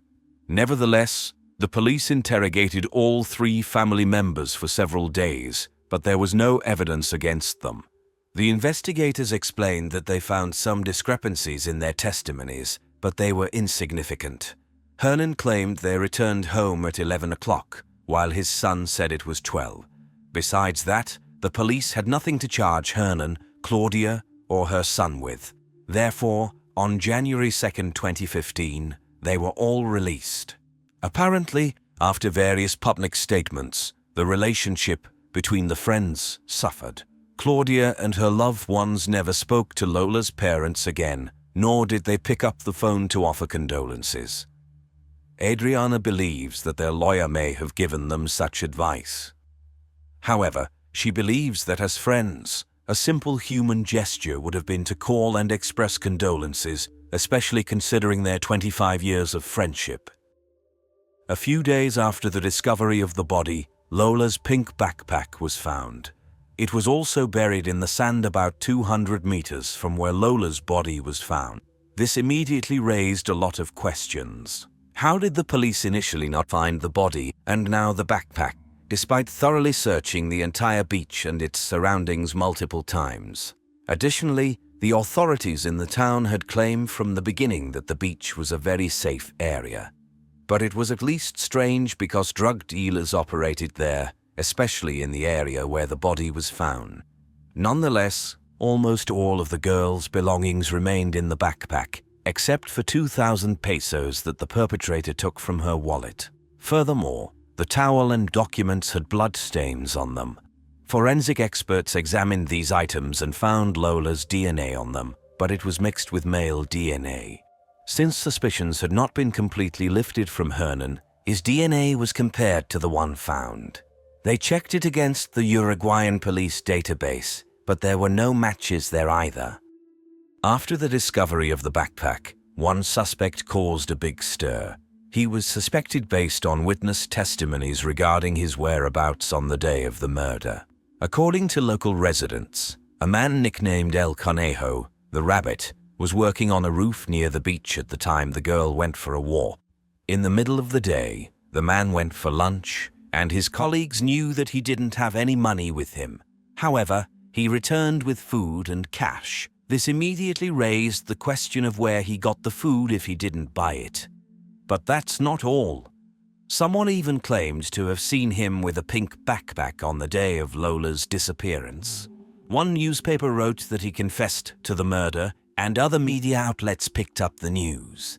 However, it turned out to be untrue. The man provided an explanation of where he got the food. Although the police suspected that he had actually stolen it from beachgoers, there was no evidence connecting him to Lola's case. He never confessed to anything, and after his release, he filed a lawsuit against the newspapers that spread unverified news. At this point, the investigation significantly stalled. The main suspects had already been released, and the investigators had no leads to pursue.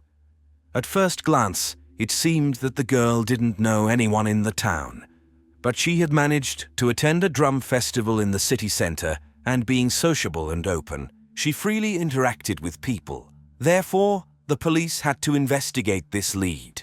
They detained and interrogated about 40 people, mainly vendors and dealers from the beach, but they were all eventually released. The situation was further aggravated by the constant changes in prosecutors and judges, and whenever a new prosecutor was appointed, they would review the case from scratch. This significantly hindered the investigation. But on February 18, 2015, there seemed to be some progress in the case. An anonymous call was made to the police. The caller stated that Angel Moreira, also known as El Cachila or Keisha, was involved in the crime. The police arrested and interrogated the man. He worked on the beach, parking cars. Angel explained that he met Lola when she was walking along the beach. He approached her to offer some souvenir trinkets for sale. They exchanged a few sentences about where the girl came from when Lola mentioned feeling dizzy. Angel suggested that they go to a shady area. He took her to a place where tall bushes and dunes provided some shade and coolness. There, the girl fell to her knees. Angel tried to check her pulse, but not hearing it, he got scared and ran away. The statement sounded extremely strange, but without evidence, the police had to release him. 4 years passed when the new prosecutor in Jorge Bay's case reviewed the materials and decided to interrogate Angel again. After the interrogation on May 22, 2019, the man was arrested.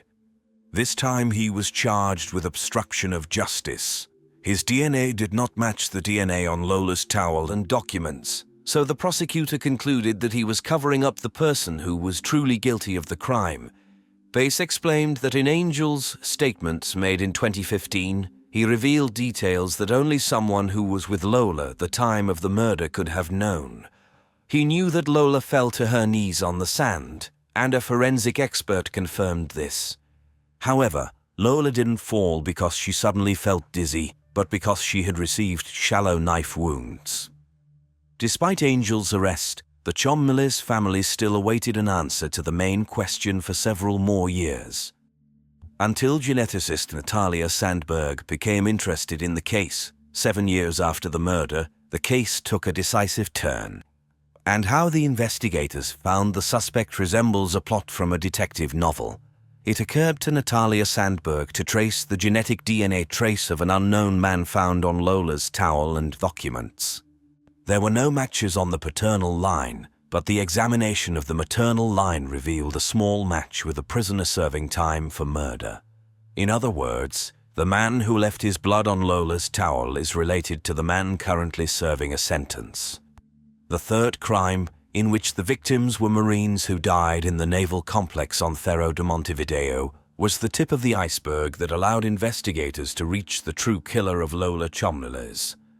The murders took place on Sunday morning, May 31, 2020. Juan Manuel Escobar, Alex Galinia, and Alan Rodriguez were found shot in the head. The police established that the killer is Jonathan Brand Gundy. Jonathan was born in Rocha. When the police found his mother and examined her DNA, it became clear that they were looking for another son of the woman, Jonathan's half-brother. The woman told the investigators that she had given birth to 11 children from different fathers, including 8 boys. But only one son was given up for adoption when he was 18 days old. It turned out that he was the one the police had been searching for 7 years. Their new suspect was named Leonardo Senar. In 2014, during Lola's murder, Senar was homeless, spending his days and nights between La Paloma, Chuy, and Castillos.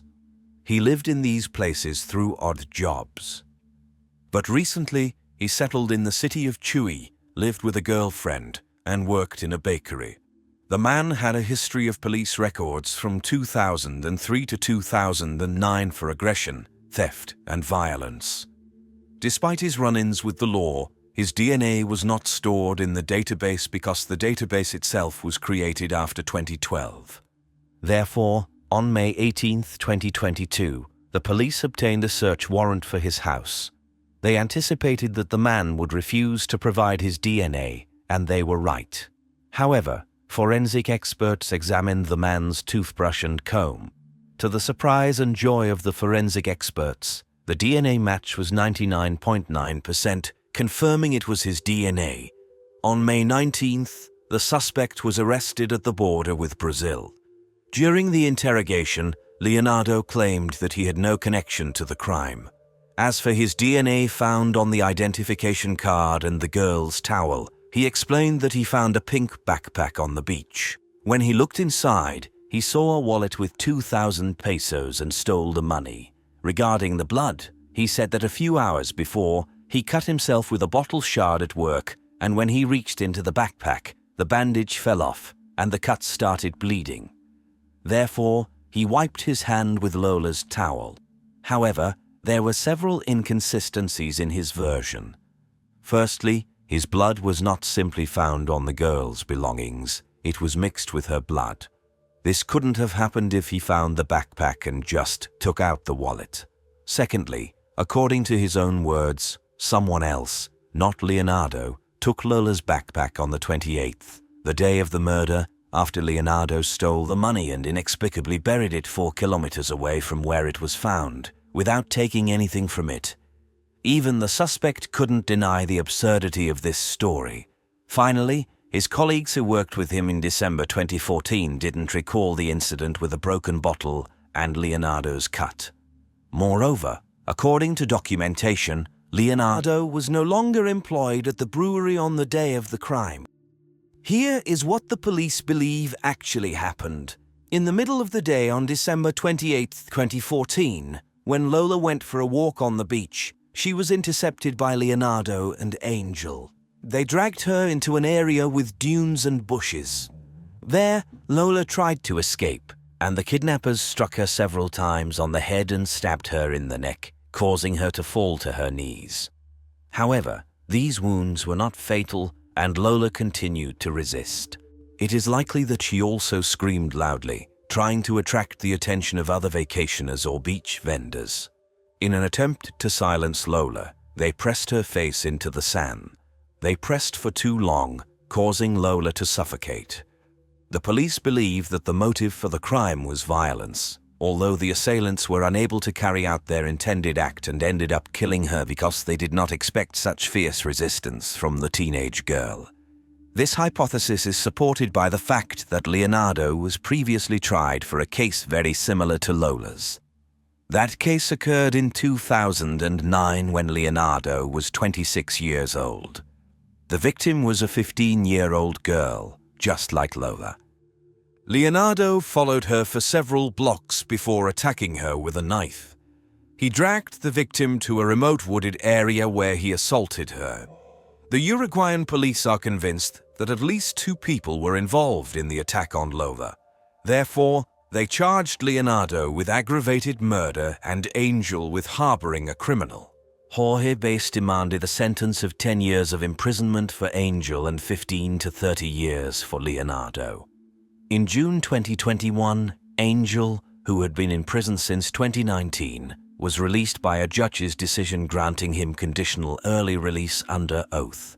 Despite psychiatric and psychological evaluations characterizing Angel as an aggressive and impulsive individual lacking impulse control, the judge found no grounds to accuse him of harboring a criminal, as harboring entails assisting the criminal after the crime has been committed. In this case, Angel should have been charged as an accomplice. Therefore, according to the judge, Angel Moreira's actions do not fall under the category of harboring. However, the prosecutor filed an appeal against the judge's decision, stating that Angel was present before, during, and after the crime. Despite their initial suspicions, Lola's parents, Adriana and Diego, trust the evidence presented by the police, agree that 2 suspects were involved in the crime, and hope for a swift verdict. Poria Mamnai and Cassandre Bouvier became friends in Paris while studying at the Sorbonne.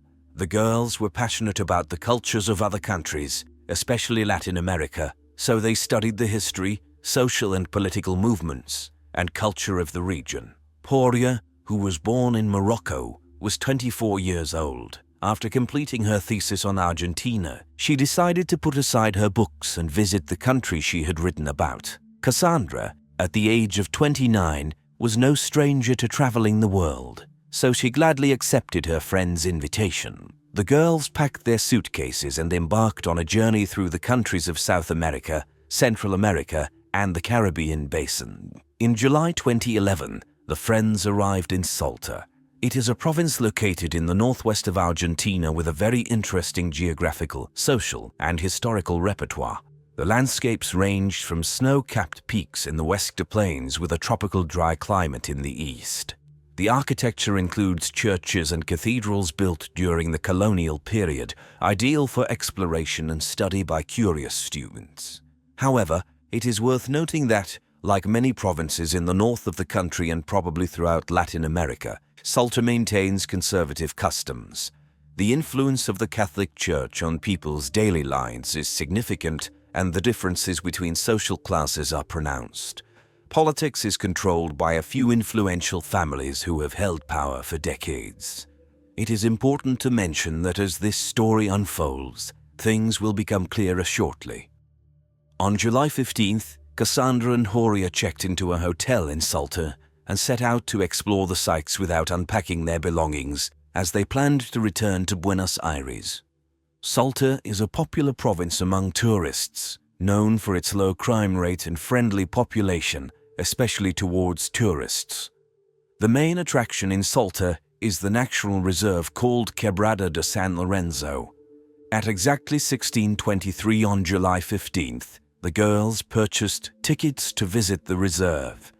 They decided not to hire a guide and ventured deep into the forest. From Buenos Aires, they were supposed to contact their families and inform them of the next city they planned to visit. However, no word was heard from them. On the 19th, unable to bear the uncertainty, their families reached out to Cassandra and Juria's acquaintances in Argentina and asked them to contact the police.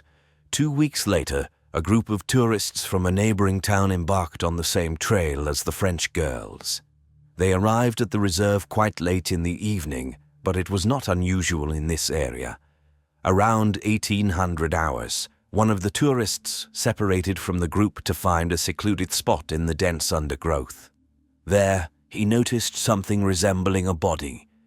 Approaching and confirming that it was indeed a body, he screamed and rushed back to the group to inform them of his discovery. The police arrived at the reserve around 10 p.m. The tourists had not marked the exact location where they found the body, only mentioning that it was near a viewpoint. Therefore, in the darkness and amidst the dense vegetation, the police initially struggled to locate it. Eventually, they found the body, but before they could begin their work, they discovered 2 more victims just a few meters away. It turned out to be the 2 missing French tourists. The police developed several theories, including the possibility that the girls were accidentally shot by a local hunter, as many residents in the area hunt for food. Therefore, the search focused on local residents. The police arrested Francisco Tejeda, who worked as a horseback riding guide for tourists. However, he was released just a few days later as there was no evidence connecting him to the crime. His wife told the press that her husband was arrested solely because they were poor people. The police needed a scapegoat to appease public opinion. Immediately after the discovery of the bodies, the police shared with the press that they had been lying in the forest for about 3 days. Since the girls had kept their tickets to the reserve for the 15th, various theories arose about what could have happened to them during the remaining days when they were reported missing.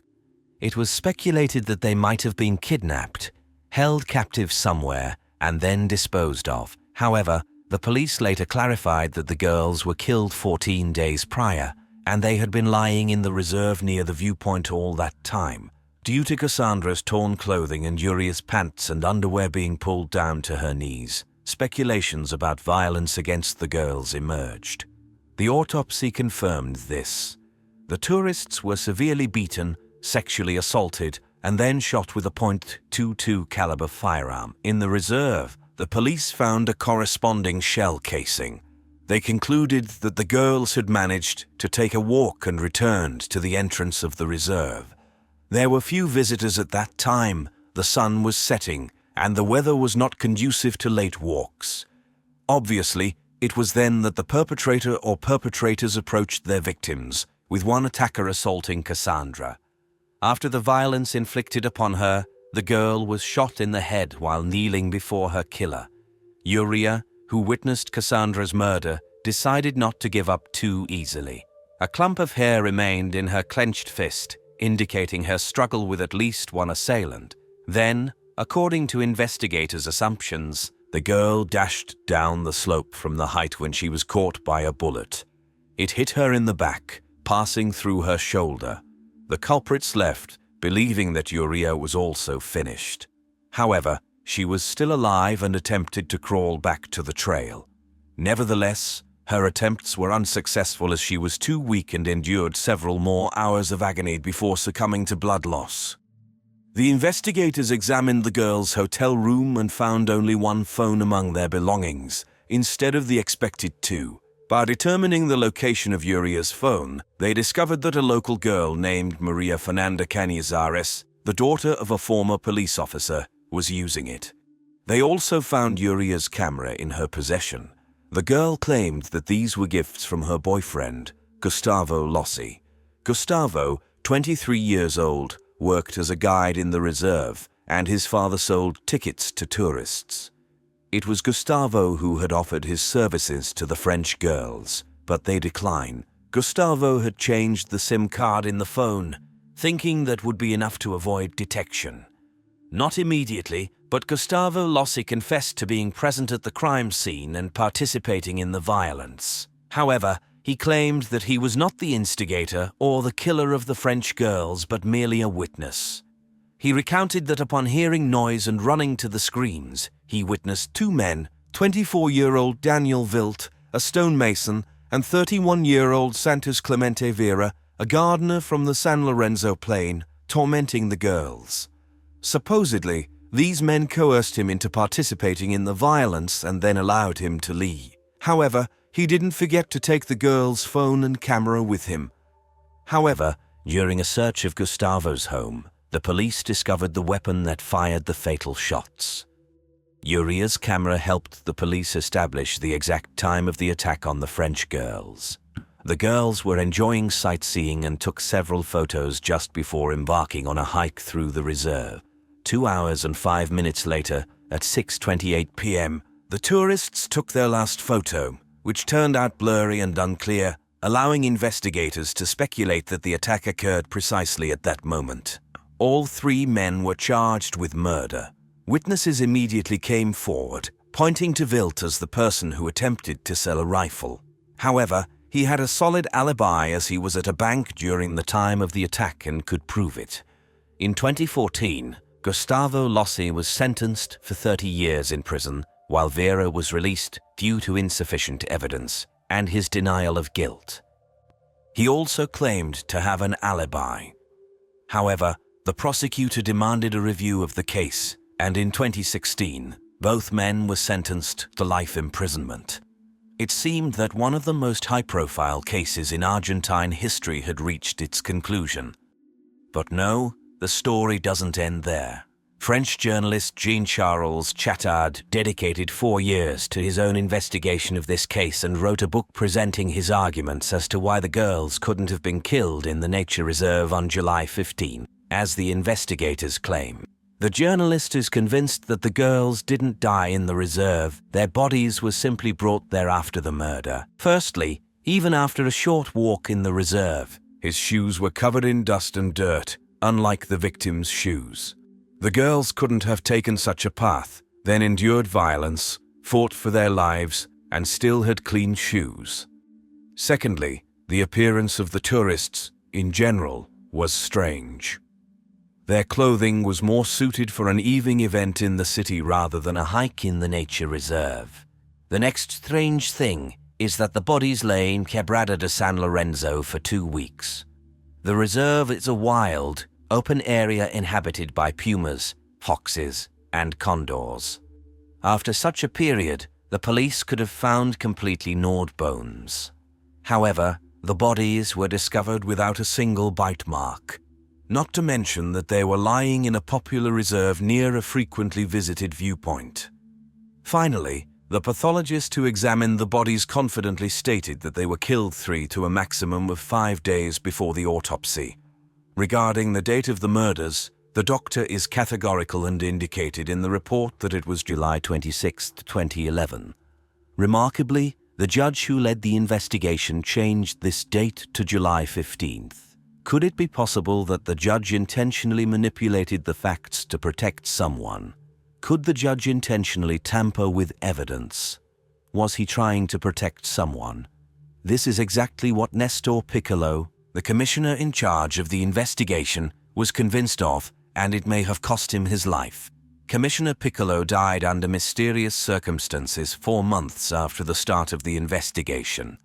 He was found at the entrance of the commissioner's office with a bullet in his head. His mother stated that it was her son's decision, but she is certain that he was killed, and it was an execution. No traces of gunpowder were found on Nestor's hands, and before his death, he was working on a new version. According to Clemente Vera, he is innocent, and Gustavo Lossi is simply an accomplice of the real criminals, representatives of the upper classes of the province. Nicholas's investigation worried many people who wanted to hide the truth, including the judge, and the influential local families could not allow the light to be shed on the deaths of the French girls. However, this conspiracy of silence was interrupted in April 2014 by an anonymous letter describing the same trail that Commissioner Piccolo was investigating. The letter was sent to the victims' families in France. Chattard received a copy of it and pursued this lead. The anonymous letter was handwritten by a woman who chose not to sign it out of fear of testifying in court. Chattard spent several months, but eventually found a witness. It turned out to be a girl who is often in the company of a small circle of influential individuals in Salta. She knew that on July 15, 2011, the two tourists couldn't have been killed in the nature reserve because they were invited to a party organized by the city's wealthy youth. She paints a completely different picture of what happened. At such parties, alcohol flows freely and everything resembles a movie, but it's all happening in real life.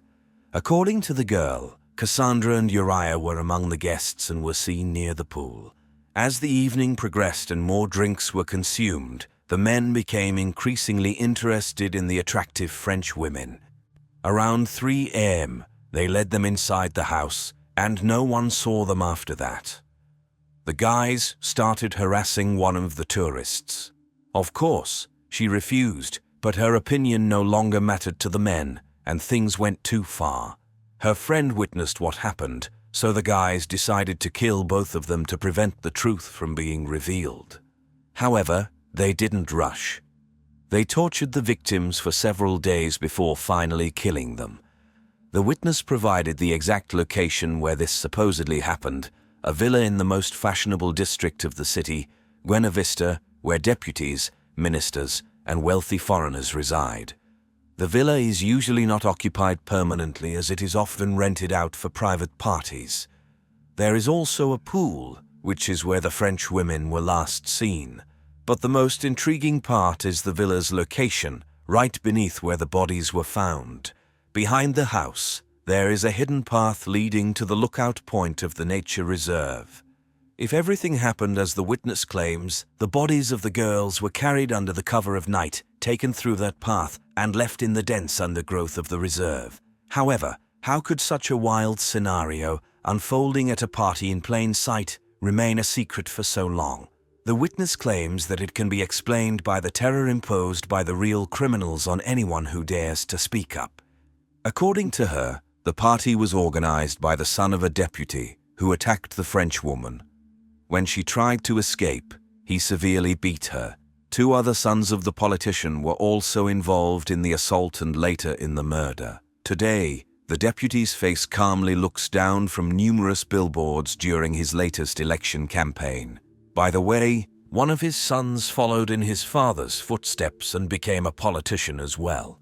The politician refused to comment on these allegations, but one judge who presided over the initial investigation showed a great interest in the story described in the anonymous letter. He believes that it contains everything necessary to achieve justice. However, the judge who took over the case afterward had no intention of seeking other culprits. He believes that the family must be very influential to manipulate the police, and he attributes the deaths of the French women to the provincial justice system. The new version gives more weight to the witness's story, according to which he saw the 2 French women leaving the nature reserve on July 15. This means that the crime could have occurred in a different place and at a different time than what the investigators insist on. As for the blurred photographs supposedly taken during the attack in the nature reserve, Cassandra's father, Jean-Michel Bouvier, submitted the photo to an expert who believes that it has been manipulated using a photo editing program. The angle of the shot and the lighting cannot be as depicted in the photograph. In France, the victims' families no longer expect anything from the justice system. Jean-Michel Bouvier conducted an independent DNA analysis on his daughter's body. DNA from Gustavo Lossi and 2 other male individuals, as well as 1 female DNA, were found on the most intimate parts. There was no trace of Clemente Vieira's sample. The ownership of the other samples remains unknown, raising questions about the identities of the other individuals involved in the attack on the girls and the true role of Gustavo Lossi. Meanwhile, In the heart of San Lorenzo, a few hundred meters from the place where Cassandra and Uriah's bodies were found, there still stands the modest home of Clemente Vera's parents. After their son's arrest, they struggle to make ends meet as they are unable to work the land or care for animals in their advanced age. Clemente's parents, his wife, and many local residents believe in his innocence. They believe that his only fault is living close to the crime scene and not having the means to afford lawyers. It is especially sad considering that nothing in the case files connects him to the crime. He claims that the police beat him, that threatened him and his child, demanding a confession to the murder. When he refused to comply, they ransacked his house in search of any incriminating evidence, but they were unsuccessful. In connection with this, in 2017, Santos Clemente Vera filed a complaint with the Supreme Court of Argentina, and in June 2020, he was granted permission for a case review. He hopes that a new trial will be conducted, during which he will be acquitted. Interestingly, Cassandra's father is convinced of his innocence. He witnessed all the hearings, traveled to Argentina multiple times to learn the details of the case, and conducted his own investigation, concluding that Vera did not commit the crime. Therefore, he visited Vera in prison, apologized to him, and then started a social media campaign for his release. Bouvier is concerned that the case review is taking an endlessly long time, while an innocent person continues to sit in prison in Salta.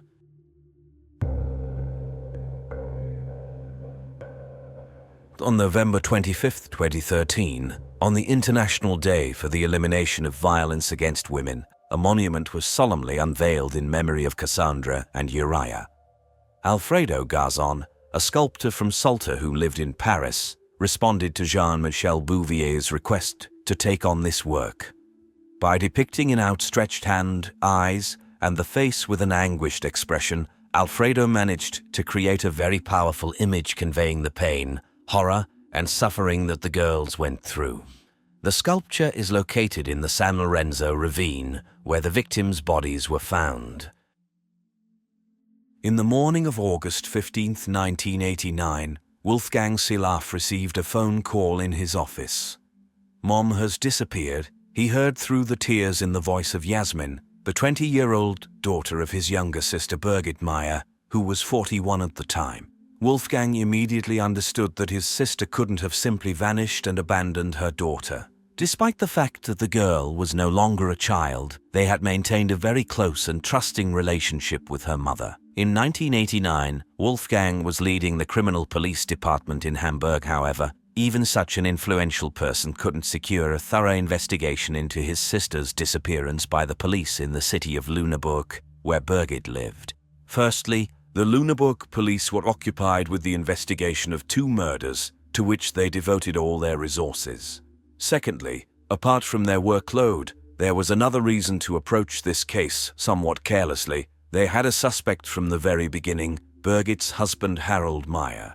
The man was a successful businessman working in the printing industry. He had started dating another woman after separating from his wife a few months before Birgit's disappearance. Birgit, who was unemployed at the time of their separation, struggled with the impending divorce and occasionally sought solace in alcohol.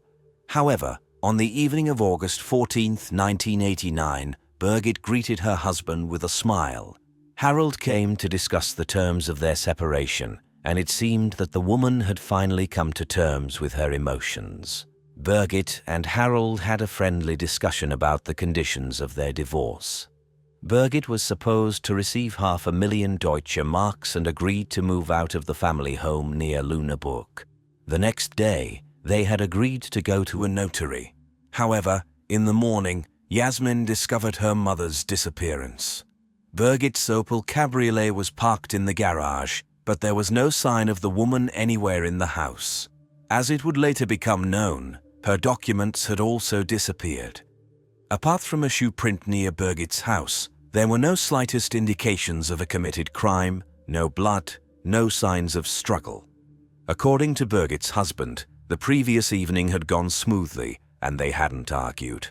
After her husband left, Birgit had spoken on the phone with her mother and daughter and had mentioned that she and her husband didn't quarrel and that the meeting went well. However, despite Harold's statements, the police suspected that the husband had found another way to part with his wife and avoid paying her $500,000. Today, Harold Meyer continues to live in the same house from which his wife disappeared without a trace. He remembers Birgit as always being his loyal friend whom he could fully rely on. However, many believe Harold was guilty of his wife's disappearance and later her murder. He heard constant whispers and rumors. His friends questioned whether he had taken Birgit in his Porsche and dumped her into the sea from his motorboat. Even his own daughter sometimes had a silent question in her eyes, wondering if he knew something about her mother's whereabouts, and if the police could be right in their suspicions. Only Wolfgang Zilaf believed that Harold had nothing to do with his sister's disappearance because Harold and Birgit never argued about money. When Birgit met Harold, leaving 32 years ago, elegantly dressed, he immediately noticed that she had had a few drinks to lift her spirits. He teased her, saying that she probably didn't plan on getting bored, and she flirtatiously replied, "Who knows?" Now he believes that her killer was nearby at that moment, already waiting for the opportune moment to attack her. However, it was only 6 weeks after Birgit's disappearance that Harold began to have suspicions about what might have happened that day. A colleague of his wife told him that on the day of Birgit's disappearance, she had cheerfully mentioned the neighbor's gardener in a conversation. Allegedly, he had knocked on Birgit's door, introduced himself, and asked for directions to a certain house, even though he already knew the address. Harold didn't know what to think. He remembered a party in the neighboring house where the gardener was also present. A quiet and silent man, blond with very beautiful features but a terrifying gaze. Harold recalled how he had been extremely frightened by the cold and evaluative look in his icy eyes. And now it turned out that Birgit had met him a few months before her disappearance, right after that party at the neighbor's. She had been drinking excessively, and the gardener had escorted her home. Harold reported this new acquaintance of his wife to the police. The investigators found out that the gardener, who also worked at the cemetery, was named Kurt Werner Wichmann. He was handsome but an extremely dangerous type. In his early years, he had threatened a young mother and her child with a knife, and in his youth, he abducted a hitchhiking girl, subjected her to abuse, and nearly killed her. After that incident, he spent 5.5 years in prison. Kurt Werner Wichmann, the investigators decided to personally talk to Wichmann and invited him to the police station. He showed up wearing gloves, claiming it was due to allergies. Wichmann stated that he had an alibi during the time of the woman's disappearance. After work, he spent the entire evening at home and only went for a walk with his German Shepherd after 10 p.m., but it didn't take him more than 15 minutes. His words were confirmed by his wife. Wisely, Wichmann decided not to mention that he had been on sick leave on the day of Birgit's disappearance and didn't need to go to work. It wouldn't have been difficult for the police to verify this, but surprisingly, Wichmann didn't seem worthy of attention as a suspect to any of the investigators. Wolfgang noted that at the very least, a preliminary investigation should have been initiated. However, this did not happen. The brother of the missing woman constantly heard from his colleagues that they were doing everything possible but unfortunately couldn't find her. When he tried to gather more information about the case, they fell silent. Days, months, and years passed before a new prosecutor in Lüneburg took up the case. It was only in 1993, 3.5 years after Birgit's disappearance, that a criminal case was filed against Kurt Werner Wichmann on suspicion of Birgit Meyer's murder. On a cold February morning in 1993, the police knocked on the door of a brick house on the outskirts of Lüneburg, Kurt Werner Wichmann's home. His wife opened the door, but her husband was not at home. The police presented a search warrant and began their work. The search immediately led the officers to a recently demolished wall made of plasterboard in the basement. On the first floor, they noticed a soundproof door. Kurt's wife explained that she didn't have a key. It was only in possession of her husband and his brother. The officers forced open the door, behind which awaited a veritable arsenal, 2 small-caliber rifles, a revolver, silencers, ammunition, stun guns, knives, sedatives, chains, ropes, and handcuffs with traces of blood. The police confiscated all these items. During the search of the surrounding area, a metal detector was triggered. With the help of a police excavator, they managed to dig up something extraordinary in Wichman's garden: an entire car, a brand new bright red Ford sports coupe, on the back seat of which forensic experts found blood. The search team also detected a strong smell of decomposing flesh inside the car, but no actual body was found. Shortly thereafter, the police found a parked VW Golf near Lunenburg registered to Wichman. Inside the car, they discovered road maps, a sleeping bag, a thermos, and binoculars. The equipment seemed more suitable for a hunter or someone who spends a lot of time spying on people they intend to kill. For several weeks, Kurt managed to evade the authorities. However, on April 15, 1993, an accident occurred on a country road near Heilbronn. The police inspected the car, which contained 2 men. Weapons were found in the car, so the driver was taken to the station. It was discovered that the driver was Kurt, and his younger brother was sitting next to him in the car. The police did not believe that Kurt could pose a danger to himself, so they did not confiscate his belt. The man died in his prison cell on April 25, 1993, at the age of 43. The police quickly closed the case because, according to the German Code of Criminal Procedure, the deceased should not become the subject of an investigation. However, this was far from the end of the story. Rather, it was the beginning of an investigation that would lead to the uncovering of the most horrifying crimes in the country's criminal history. In 2002, Wolfgang retired and was able to dedicate more attention and time to his sister's case. He gained access to the case files and was shocked. To his horror, he discovered that all the evidence had been destroyed, including the red Ford that was unearthed, and the basement in Kurt's house, where the search team had sensed the presence of remains, had never been thoroughly investigated. However, in Wolfgang's opinion, the evidence should have been preserved. Firstly, because there is no statute of limitations on murder cases. Secondly, the principle of not conducting an investigation against the dead is not applicable in this case because there is another suspect, Birgit Harold, the husband of Birgit Meyer. To justify or condemn Harold, all the evidence needed to be examined, the neighbors of Kurt needed to be interrogated. In short, regular police work needed to be done. But now, it was impossible to study the evidence. Nevertheless, Wolfgang decided not to give up and assembled a group of volunteers from his former colleagues. They discussed the motives, possible developments, and the behavior of the perpetrator again and again.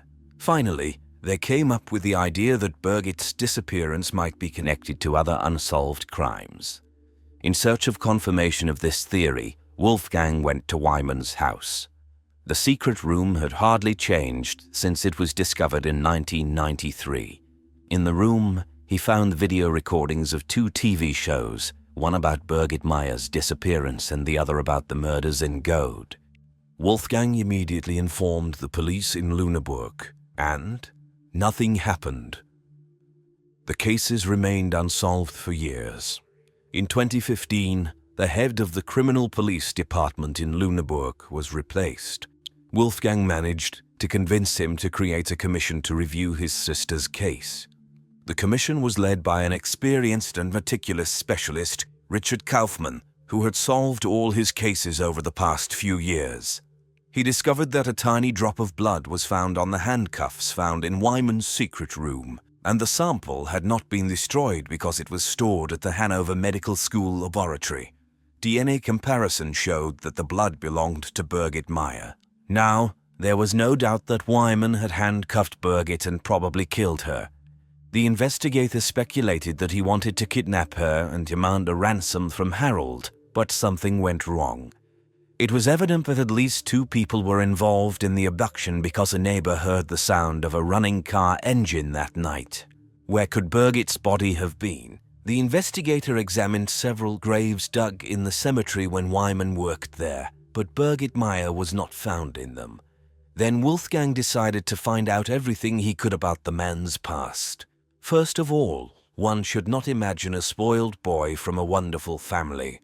His father used to threaten his mother with an axe and was cruel to his sons. Young Kurt Werner Wyman ended up in a social institution called Witch and Stiff, and after the New Year holidays in 1964, he didn't want to go back. But he needed money to escape, so the 14-year-old boy entered the apartment of his parents' tenants, a young family, with a dagger and a flashlight. The husband was at work, and only the mother and the infant were at home. The woman woke up because of the flashlight's light, screamed, and the boy lightly choked her to prevent her from screaming.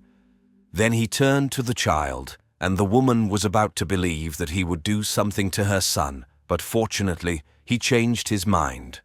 Unfortunately, the girl whom 22-year-old Kirk decided to give a ride to in 1970 was not so lucky.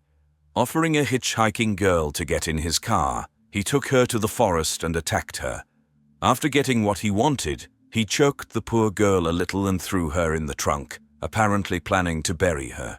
However, something incredible happened. When he opened the trunk again, the girl, who had regained consciousness, managed to convince the man to let her go, pretending that he shouldn't be afraid of her. But when he read an article about the attack in the newspaper 2 days later, he realized that the events described in it were not as he perceived them. And what did he do? He went to the police to, as he claimed, correct some facts. After adjusting the facts, the man spent 5.5 years in prison. People who knew Kirk describe him as an arrogant loner. He didn't need friends, but he had a strong need for recognition, so he was a braggart from childhood and loved things, especially cars, that he couldn't afford. Realizing what kind of person Kurt was, Wolfgang understood that he was obsessed with control. He was a narcissist for whom it was important how he appeared in the eyes of others. The desire to control his external image was so great that he was even willing to turn himself in after committing a crime. Therefore, Wolfgang assumed that his sister Birgit Meyer's body was hidden in Wyman's house or on the premises of his house. It's sad that when he asked the police in Lüneburg to conduct a thorough search there a few years ago, they didn't listen to him. As the head of the investigation group told him, his criminal experience told him that Birgit wasn't there. While he was saying this, he was standing right above her body, with only a concrete slab separating them. When Wolfgang finally opened the concrete floor in Kurt's garage many years later, he found what was left of his sister's body. The autopsy showed that Birgit Meyer was shot in the head, just like at least one of the victims of the Horde murders and another victim of the 1968 murder. The Birgit case was solved, but Wolfgang decided not to stop there, remembering other families waiting for the crimes that affected their loved ones to be solved. Thus, thanks to Wolfgang's persistence, a crime that had terrified the entire northern part of Germany in the 90s was finally solved at the end of 2017. The murders in Gord. Gord is the vast wooded area east of Lüneburg. In July 1989, the weather in northern Germany was sunny and hot, prompting many people to seek refuge from the summer heat in the cool shade of the forest. On July 12, 1989, 2 days before Birgit's disappearance, 3 people who were picking blueberries in Gord suddenly smelled a nauseating sweet odor. Trying to find the source of the smell, they discovered a human hand under a pine tree among the branches. It turned out that on May 21, 1989, a married couple from Hamburg, 51-year-old Peter and 45-year-old Ursula Reinhold, went on a picnic in the forest, intending to spend a pleasant time in the fresh air. They were brutally murdered, and their bodies were dragged away from the scene of the attack. When they were discovered, the husband and wife were almost naked, but it was unclear whether the perpetrator had undressed them or if they had undressed themselves before the attack. The killer took their picnic basket, binoculars, and the keys to their car, which he used to escape. The car was later found in another city. The disappearance of the couple was reported, but they could not be found for 7 weeks. Due to the heat, very little remained of their bodies, making it impossible to determine the cause of death. However, Robbery was ruled out as the motive because valuable items were still found on the victims. Since there were no mobile phones at the time, the people picking berries hurried to the forest ranger to inform him of the horrifying discovery so that he could report it to the police. However, it was not just the bodies themselves that terrified the Germans, who nicknamed Gord the Dead Forest. The unique fact in modern criminal history in Germany was that while the police were still examining Peter and Ursula's bodies, the killer claimed the lives of another couple located just 800 meters away from the investigators. On July 12, 1989, Ingrid Warmbier, 46, and Bernd Michael Kopping, 43, from Hanover, arrived in Gord. They were spouses but not with each other, which is why they chose this forest. After parking their car, they walked about 2 kilometers into the forest. They were brutally killed, sound of a gunshot, and then the killer took their Polaroid camera and the keys to their car, with which he fled. It was later determined that he drove the car for about a week before abandoning it. The bodies were discovered by chance only 2 weeks later when the police were searching the area due to the first 2 murders. The crime scenes were only 800 meters apart, but subsequent tests showed that the police working on the first murder could not hear the gunshots due to the locations of the crime scenes in the depressions. Given the new discovery, the random encounter of the berry pickers became of great importance. As they hurried to the forest ranger to report the horrifying find, they encountered a man. Of course, 2 weeks later, their description of the person would be quite vague. But they remembered that they had encountered a tall and strong 40-year-old brunette with medium-length hair, without glasses or a beard. He was carrying a bag that was clearly not empty. Based on the witnesses' accounts, a composite sketch was created even if this man might not have had any connection to the crime. The common factor in these murders was that they were committed in the same area of a vast forest. Additionally, the victims were both of middle age. In 2 cases, the perpetrator stole the victim's belongings, although it was not a typical robbery. He would leave the crime scenes in the victims' cars and then abandon the vehicles in small towns with railway connections. Both towns were located along the Hanover-Hamburg route, and these parallels led investigators to speculate that the same person was responsible for the crimes. In 1989, Kurt Werner Weimann was 40 years old and lived 30 kilometers away from Gord. On the day of the secret lover's murder, he was on sick leave.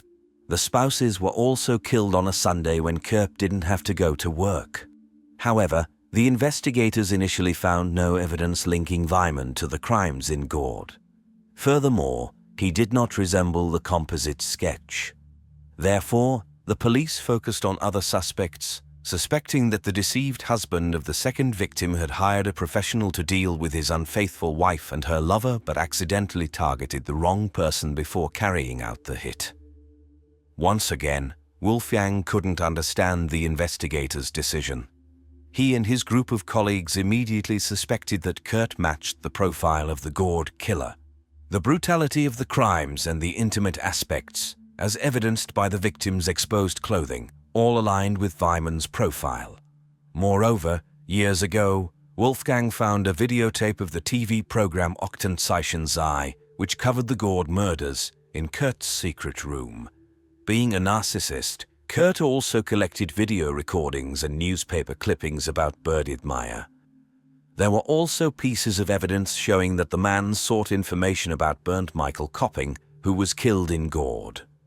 However, as often happens today, the DNA analysis provided the final piece of evidence. The Gord killer had a habit of driving the victims' cars for several days.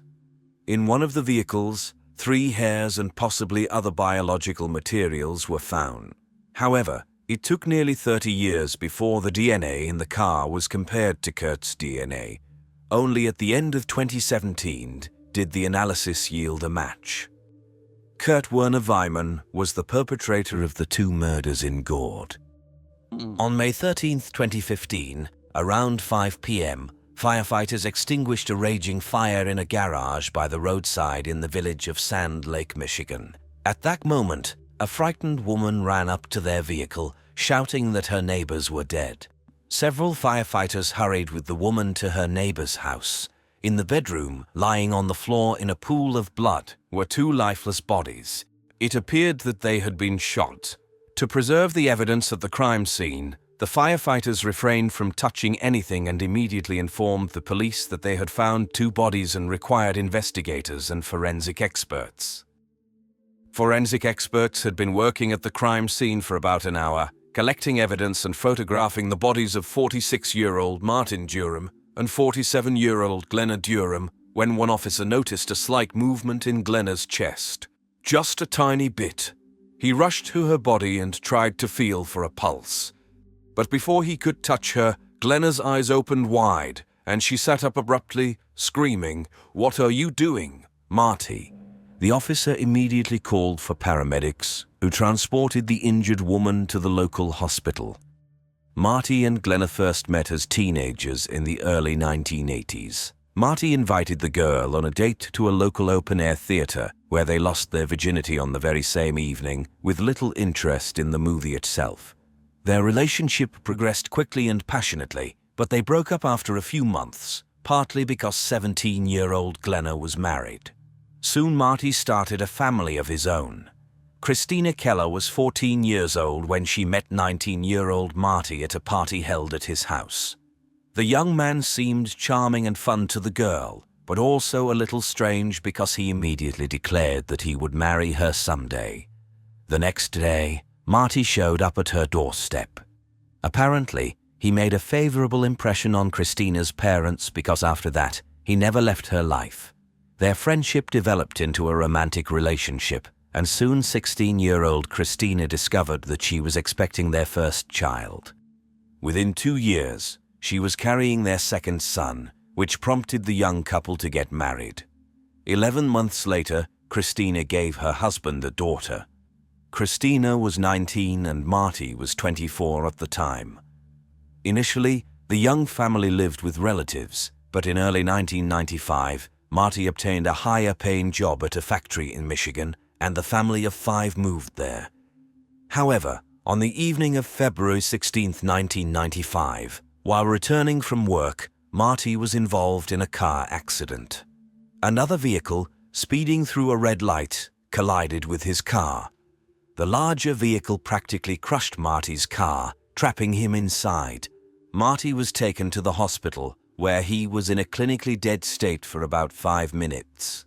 The left side of his body suffered severe injuries, and he remained in a coma for over 3 weeks. When he finally regained consciousness, he had no recollection of his wife, children, or much of his past life. He spent 1.5 years learning to walk, speak, eat, and take care of himself again. Throughout this time, Christina supported him. Physically, Marty increasingly resembled his former self, but psychologically, he had changed. Due to the brain trauma, he experienced bouts of rage. He never raised his hand against his wife and children but became a domineering person. Even his sense of humor became darker. In 2000, almost 5 years after the accident, Christina filed for divorce. She still cared deeply for her husband, but her feelings had transformed into more of a maternal nature, as she took on the role of his caregiver and could no longer relate to him in any other way. In May 2001, Marty purchased his first home using the funds he received from the insurance company, along with a bank loan. The house was located in the small village of Sand Lake, Michigan, where only 500 people reside.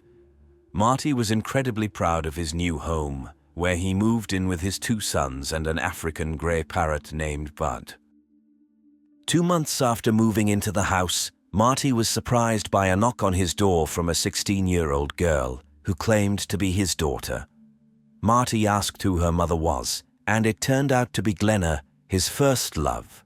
The girl knew that her mother had had an affair early in her marriage, and she was born a few months later. She wanted to establish her paternity for certain. A DNA test confirmed that the girl was indeed Marty's biological daughter, born out of wedlock. This revelation led to the rekindling of Marty and Glenna's relationship, despite Glenna still being married. Clearly, Glenna had never been able to forget Marty, as she had a tattoo with his name on her arm throughout her marriage. Glenna divorced her husband and moved in with Marty. They were very happy together and soon had a new wedding ceremony. Glenna's new husband meant everything to her. The couple spent all their time together, visiting family and going to the local casino once or twice a week. Even when Marty went hunting, Glenna would sit in the car and read a novel. Officially taking on the responsibility of caring for her husband, Glenna received $3,200 per month for her services. Marty's disability benefits amounted to over $1,000 per month. Additionally, Glenna sold excess medication from Marty, so their monthly income was approximately $5,000. When Marty's sons moved out, this income was sufficient for their life in the small village. However, by 2010, Marty's health, both mental and physical, had deteriorated significantly. The couple continued to spend all their time together and with their friends, including Connie and Keith Ream, another neighboring couple. On Monday, May 11, 2015, Marty offered to mow the lawn in Connie and Keith's backyard. He enjoyed doing this work and did it completely free of charge. Later that evening, all four of them, Connie, Keith, Marty, and Glenna, sat on the neighbor's terrace, and the Durhams returned home around 9 p.m. The next day, on Tuesday, at 8:26 a.m., Keith sent Marty a message asking how he was feeling, but he didn't receive a response. This was strange because Marty always promptly answered calls and messages. Throughout the day, Keith sent several more messages to his friend with the same result. Later that day, Connie approached the neighbor's door and knocked. She heard the Shelby family's dog barking, but no one opened the door. Keith even sent a joking message to Glenna saying, "What did you do to Marty?" Of course, she didn't respond to him either. On Wednesday, at 7:30 a.m., Connie approached the neighbor's house again and rang the doorbell. The only response she received was the dog barking. She walked around the house, checking if any doors or windows were open. Everything was locked as usual. Throughout the day, Connie and Keith tried to contact their neighbors, becoming increasingly worried. After work, around 4:30 p.m., Connie approached the neighbor's house for the third time and knocked. She was sure she would have to break the door, but to her surprise, when she touched the handle, she discovered that the door was not locked this time. Connie cautiously opened the door and called out for the neighbors. But at the door, she was only met by the Shelby family pet, who led her into the living room where there was a gruesome mess. Documents and photographs were scattered everywhere, a broken lamp and other items were in disarray. Following Shelby into the bedroom, Connie found the homeowners lying on the floor in a pool of blood.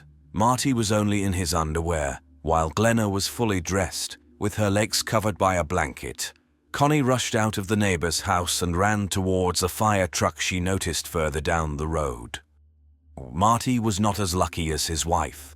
5 bullets that hit his back, forearm, and chest left him no chance of survival. He had been dead for several days. Glenna was shot twice, with both shots hitting the area behind her right ear. Blood was found not only in the bedroom, but also on the chair in the living room and on a pillow with 2 bullet holes. Underneath the chair, a gun and 2 empty shells were found. In the bedroom, there were 5 more shell casings, 1 near the door and 4 near Marty's body, totaling 7 in total. However, the gun found near the chair was designed for 6 bullets. This means that the perpetrator found time to reload the gun before continuing the shooting. Apart from the living room and bedroom, the rooms in the house appeared completely normal. There were no signs of forced entry, and in the kitchen, there was a bowl of spaghetti and a piece of garlic bread on the table.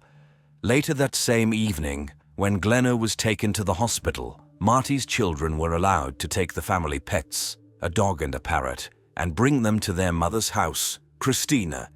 Although the children were only permitted to take the pets, the trio did not miss the opportunity to search the house and discovered a sealed envelope with the word personal written on it. Inside, they found letters from Glenna addressed to her children and ex-husband. In the letters, She expressed her love for the children and asked for their forgiveness for not being the best mother. She also asked her ex-husband to take care of the children. Additionally, in Glenna's drawer, they found a packet of unpaid bills. They handed over all the findings to the police. The investigators began questioning the family's relatives and friends about their relationships and financial situation. They loved spending time together and were truly absorbed in each other's company. However, it soon became clear that they were facing serious financial difficulties. Glenna was in charge of the family's accounts, and relatives believed that Marty was unaware of the severity of their situation because he was quite frugal. On the other hand, Glenna had developed a serious addiction to gambling. She would spend hundreds of dollars on lottery tickets and lose thousands of dollars at the casino. But whenever her husband approached her, she would pretend to be playing with $1 bills. She played every week, and in 2010 alone, Glenna spent $75,000 on her addiction. The family had fallen behind on tax payments, had credit card debt, and Marty's car was on the verge of being repossessed. However, the most pressing issue was their home. Glenna hadn't made mortgage payments for over a year, and they had accumulated a debt of $48,000. In early April 2015, a few weeks before the attack on the family, Marty's mother saw a list of homes that would be seized due to debts, and Marty's address was listed there. She called Glenna, who assured her that the newspaper had printed the wrong address and that she would sort it out. Of course, it turned out that their home was indeed being taken away. Despite the fact that Marty had taken out the mortgage, on April 28th, Glenna received a notice that their home would be auctioned if they didn't pay $5,000. Interestingly, the auction was scheduled for May 12th, just a day before Marty and Glenna were found by their neighbor. The investigators concluded that Marty was unaware of the impending loss of their home because he had been renovating it for the past 2 months. Just 2 days before their deaths, he had painted the bathroom. After 3 days in the intensive care unit, Glenna regained consciousness. She had no recollection of the day of the murders or the preceding days. She couldn't even remember writing the letters to her children and ex-husband. Since the eyewitness couldn't provide any helpful information, the police had few leads or clues to work with. The weapon contained multiple DNA samples, as Marty was an avid hunter and often showed his firearms to friends. However, Glenna and Marty also sold drugs, for which they received cash payments, and large sums of money were stored in envelopes in a safe. Could this have been an unplanned robbery? The living room was in disarray, as if someone had been searching for something, and the cash from the safe was indeed missing. This version of events seemed the most plausible, but finding the killer among the clients of their illegal activities was like looking for a needle in a haystack. A whole year passed before an unexpected witness helped solve the case. It was a 19-year-old parrot named Bud, who had been living with Christina for the past 12 months. Bud was an African greyed parrot and had the unique ability of not only mimicking sounds and words he heard in his environment but also imitating human voices. Originally, he was Christina's beloved pet, but Marty took him, presumably as a way to get back at his ex-wife for leaving him. Upon returning to his beloved owner, Bud started reproducing various conversations he had heard while living with Marty, such as how Marty played with the dog. But at some point, he began repeating an argument between a man and a woman.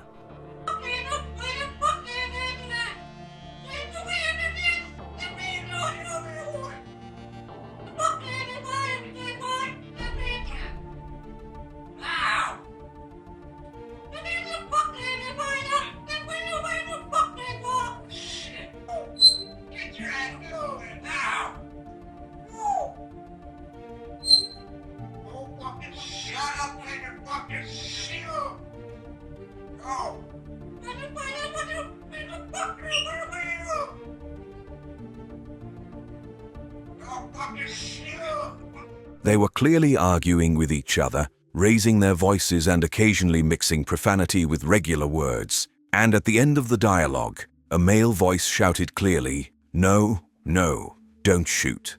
Christina recorded this scene performed by the parrot on video but didn't report it to the police, thinking it would be laughed off. However, when a local journalist interviewed Marty's mother a year after his murder, she mentioned the video. The journalist became very interested and aired it on the news. The video quickly went viral, and the increased public attention forced the police to reopen the case and focus their attention on one suspect, Glenna Durham. They examined Marty and Glenna's phones and discovered that the last thing Marty did on his phone was search for information about lawnmowers on the evening of the 11th, after they returned home from the neighbors. The examination of Glenna's phone turned out to be much more intriguing. It had been used until the 13th, the day the bodies were found.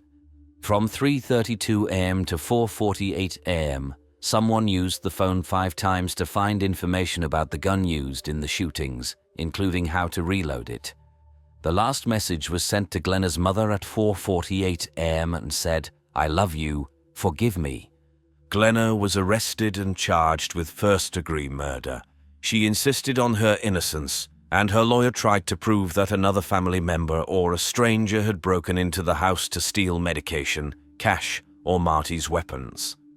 However, the forensic experts did not find any signs of forced entry into the house. And what about the money from the safe? It turned out that Marty's children had taken it while they were searching the house when Glenna was taken to the hospital and their father to the morgue. When investigators accidentally learned about this, they stated that nobody had asked them about the money at the police station, so they didn't say anything. In any case, the version of a robber was discarded because nothing was stolen. The prosecution's version of events painted a much more plausible picture. Here's what they believed happened. Since Marty was in his underwear, he could have been killed on the morning of the 12th. The man must have learned about the inevitable loss of the house, became very upset, and a heated argument ensued. When Glenna grabbed the weapon, Marty turned and tried to run into the bedroom. She shot him in the back. Marty was still on his feet, reaching for another weapon in the bedside table. Glenna fired again, hitting his forearm. Only then did he turn to face her, and she sent 3 more bullets into his chest.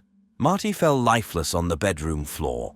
Glenna spent the whole day doing paperwork. She wrote letters to her ex-husband and children and prepared spaghetti for lunch. When the neighbor showed up at her house for the first time on the evening of the 12th, Glenna was still engaged in these activities.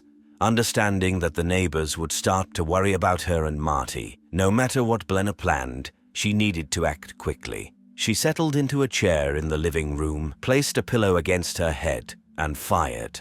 However, nothing happened. The pillow absorbed the force of the shot, and the bullet barely grazed her. Since it was the last bullet in the pistol, she had to look up online how to reload it. This means she did not attempt it again until the early morning of the 13th when she sent a message to her mother. Perhaps she still had doubts when Connie knocked on the door again at 7:30 a.m. because the door was still locked. But when Connie left, Glenna must have unlocked the door, sat in the chair, took the pillow, and tried again. This time the injury turned out to be more serious, but as her doctor later explained, she did not hit any important veins, arteries, or penetrate the skull. It's hard to imagine what state she was in, but since head wounds always bleed profusely, she may have decided that she would simply bleed out. She made her way to the bedroom, where her husband's body had been lying all this time, and collapsed on the floor, covering her legs with a blanket. Whether she staged the scene when the police officer touched her or only regained consciousness at that moment is unknown. And we may never know because Glenna continues to claim memory loss. The jury believed the prosecution's version. On Wednesday, July 19, 2017, after 9 hours of deliberation, they found her guilty of murder. Glenna Durham was sentenced to life imprisonment.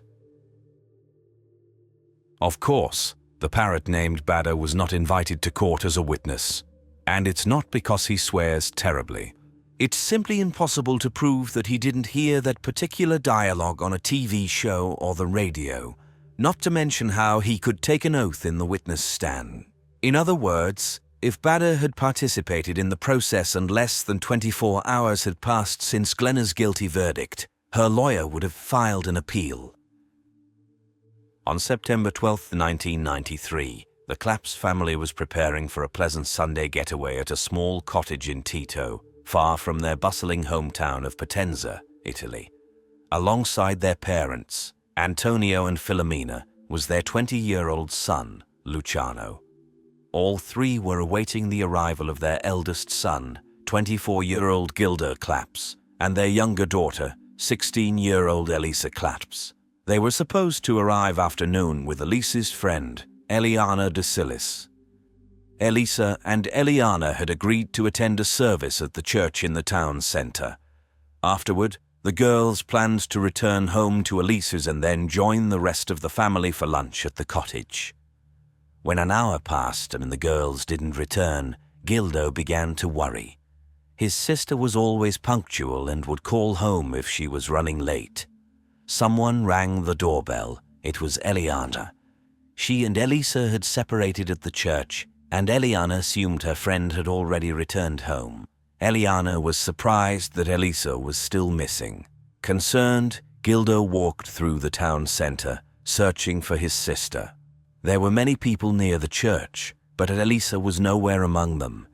When Gildo and Elisa didn't arrive by 2 p.m., the rest of the family returned to Potenza to find out what was happening and were shocked to hear that the girl had gone missing. Gildo asked Eliana to recount his sister's exact movements that morning. That's when Eliana confessed that she hadn't been completely honest. They didn't attend the service. It was a pretext for Elisa to meet with her acquaintance, 21-year-old dental technician student Nilo Restivo. Although he came from a respected family, with his father being the director of the local branch of the National Library, the young man was not popular and often became the target of ridicule, especially from girls. Elisa, being a kind and compassionate person, felt sorry for him. However, she made it clear to him that there could be nothing between them. But on that day, she agreed to meet him because he insisted on giving her a gift to congratulate her on passing her exams. Elisa and Danilo arranged to meet at the church at 11:30 a.m. when the service was ending. Eliana was waiting outside, where she accidentally ran into another friend, Angelica. The girls didn't see Elisa leave the church but assumed they might have missed her in the crowd. As Danilo was the last person to see his sister, Gildo called his home, demanding an explanation. Danilo explained that their meeting lasted 15 minutes, during which they sat at the altar and chatted.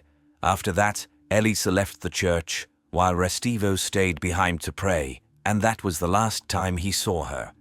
When Elisa didn't return home after several hours, her brother Luciano went to see Restivo personally. Danilo was visibly nervous and evasive in his answers. Luciano noticed a large bandage on his left hand and asked what happened. Restivo explained that he tripped at a construction site and cut his hand. He reiterated that he didn't know where the girl was. Elisa's family reported her disappearance to the police and requested that Restivo be questioned, but their plea was dismissed, and they were advised to go home and wait for the girl to reappear on her own. Not knowing what else to do, Gildo returned to the church but found the door locked. He arranged to be let inside and searched the premises once again. Behind the altar, he noticed another locked door that led to the top floor of the church. Gildo asked for that door to be opened as well, but he was informed that the only person with a key was the priest, Father Domenico Sabbia, who had left for a few days at a spa resort. 2 days later, when there was still no news from the girl, the police finally spoke to Danilo, who claimed that Elisa was unhappy at home and wanted to run away to Naples, but he tried to dissuade her from this idea. He stuck to his version that she left the church after their brief conversation, while he stayed behind. He didn't mention the gift for Elisa, but said he asked her advice regarding another girl, Paula, whom he wanted to date. After the conversation, he went home through a construction site where he had been with Paula a few days ago, fell from an unfinished escalator, and cut his hand. Detectives doubted the truthfulness of Danilo's words. Firstly, he was surprisingly precise in his statements. Secondly, there was no evidence that Elisa wanted to run away from her loving family. Finally, it was unclear how he only cut his hand and didn't break his glasses after falling headfirst from the under-construction escalator. The police visited the Restivo family's home, requesting to see the clothes their son wore on that day. However, Danilo's father refused to cooperate without a warrant. The police left empty-handed, convinced that Restivo was hiding something, and checked his name in the database. It turned out that he had already had troubles with the law at the age of 14 when he attacked other boys he was playing with. And that wasn't all. Several months ago, 3 female students living near his house accused him of stalking. He clearly enjoyed instilling fear in girls by calling them at home and describing what they were wearing or playing them terrifying music from the horror movie Profondo Rosso. Investigators were also informed that Danilo had an extremely strange habit. He liked to cut strands of hair from strangers in public transport. The police had heard about these incidents but unfortunately couldn't prove that Restivo was behind them. Meanwhile, news of Elisa Clapp's disappearance quickly spread throughout the country, and the family received constant calls from pranksters claiming that they had the girl and she was fine. The police dismissed most of these calls, although a few messages claiming to have seen the girl in a white Fiat Uno caught their attention. The thing is, one of Elise's friends, Angelica, revealed that another admirer of hers, a 20-year-old named Eris Gega, was walking around the city center on that day. Eris had recently arrived from Albania with his family. When Eris was invited for questioning, he denied being at the church and provided the police with the names of friends who could confirm his alibi. However, not only did his friends fail to corroborate his story, but they also stated that he was indeed in the city center on the day of the girl's disappearance. Moreover, he drove a white Fiat Uno, the same type of car that several witnesses claimed to have seen Elisa in on the day of her disappearance, and one witness identified Eris as the driver of that car. Suspicions of Eris's involvement grew when the police found Elisa's diary, which was missing several pages. Forensic experts were able to reconstruct fragments of those pages and discovered that some words were written in the Albanian language. Eris was questioned several more times, and each time his story changed. At one point, he claimed that Danilo Restivo instructed him to deny knowing each other. Eventually, Eris was charged with giving false testimony. In December, an anonymous call was made to the police. The female caller claimed to have seen Elisa in Rome. She said that Elisa had been beaten and forced into a white Fiat Uno. Towards the end of the call, the voice said, "Please, help her, and help me." The recorded call was analyzed, and the results were astonishing. The caller turned out to be Eliana. Her words had long raised suspicions among investigators because she frequently changed her version of events. Like Eris, she was charged with giving false testimony. While the police could not completely rule out the possibility that Elisa had run away from home, detectives gradually came to the conclusion that the girl was no longer alive, and Danilo was responsible for her disappearance. He may have coerced other acquaintances of hers to lie to the police, but without a body, they had nothing to charge him or any other suspect with, except for the false testimony charges. On the other hand, the Claps family was convinced that influential people, including friends of Danilo's father and the priest of the church where she went missing, were protecting the reputation of their daughter's killer. Father Domenico Seppia, in particular, did not allow anyone to enter the church's attic and refused to allow a box to be placed in the building where anyone could anonymously leave a note with information about Elisa, even though all other churches readily agreed to it. He even attempted to deny knowing Danilo at all, but this was quickly disproven when a photograph surfaced showing them together on Danilo's 18th birthday. Based on all the gathered facts, Danilo Restivo was ultimately arrested for giving false testimony. He was found guilty and sentenced to 20 months in prison. After the trial, Gildo was amazed by the judicial system, wondering how someone could be found guilty of giving false testimony and yet not be compelled to tell the whole truth. Nevertheless, Danilo served half of his sentence and was released. The police had nothing more to charge him with. Eliana and Eris were not found guilty of perjury by the judge because they supposedly provided false testimony not to confuse the investigation but out of fear for their own lives. On the second anniversary of Eliza's disappearance in Potenza, all kinds of rumors circulated, such as her being in the hands of the Sicilian mafia, having a secret relationship with a priest, or being sold by human traffickers. The family was constantly harassed by people demanding money for information about the girl. Despite the difficulties, Eliza's relatives actively encouraged public interest in the case. When the internet began to gain popularity, they created a website to provide updates on the investigation. On April 23, 1999, an email allegedly written by Eliza arrived on the website. She claimed to have left Potenza and was living in Brazil. The girl asked for forgiveness for causing pain to her family but explained that she was unhappy and had to leave forever. She added that this would be her first and last letter to the family. Filomena desperately wanted to believe that her daughter was alive and happy. However, her sons were not convinced, knowing that their sister had left home without money or a passport. They hired a private detective to trace the IP address of the email, only to discover that it was sent not from Brazil but from an internet cafe in Potenza. The cafe staff provided a list of all visitors on that day, and it turned out that Danilo Restivo was in the cafe at the time the email was sent. Eliza's family immediately informed the police and demanded that Danilo be questioned, believing that he had devised this plan to convince them to give up the search for the girl. However, they were told that the active phase of the investigation had been concluded and there was nothing more they could do. Bournemouth, a resort town located on the southern coast of Britain, is 2,000 kilometers north of Potenza. Tuesday morning, November 12, 2002, started like any other for the Barnett family in Bournemouth. 48-year-old Heather Barnett dropped off her children, 11-year-old Caitlin and 14-year-old Terry, at school and returned home after 8:30 a.m. Heather, as usual, wanted to have her morning cup of tea and get to work. She worked from home, making custom curtains, pillowcases, and similar items. She always had many orders, and that day was no exception.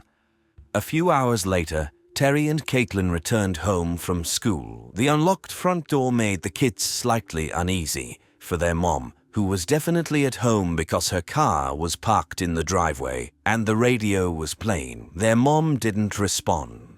After searching all the rooms except the bathroom, Caitlin called for her brother. For some reason, she didn't want to go in there. After knocking and receiving no response, the children pushed the door and it slowly swung open, revealing a horrific scene. Their mother was lying on the floor, clearly a victim of a very brutal crime. Terry called emergency services and led his screaming sister outside to wait for the ambulance and police to arrive. The neighbor across the street happened to be parking their car when they noticed the two hysterical children. They brought the children into their home, reassuring them that they would be safe there.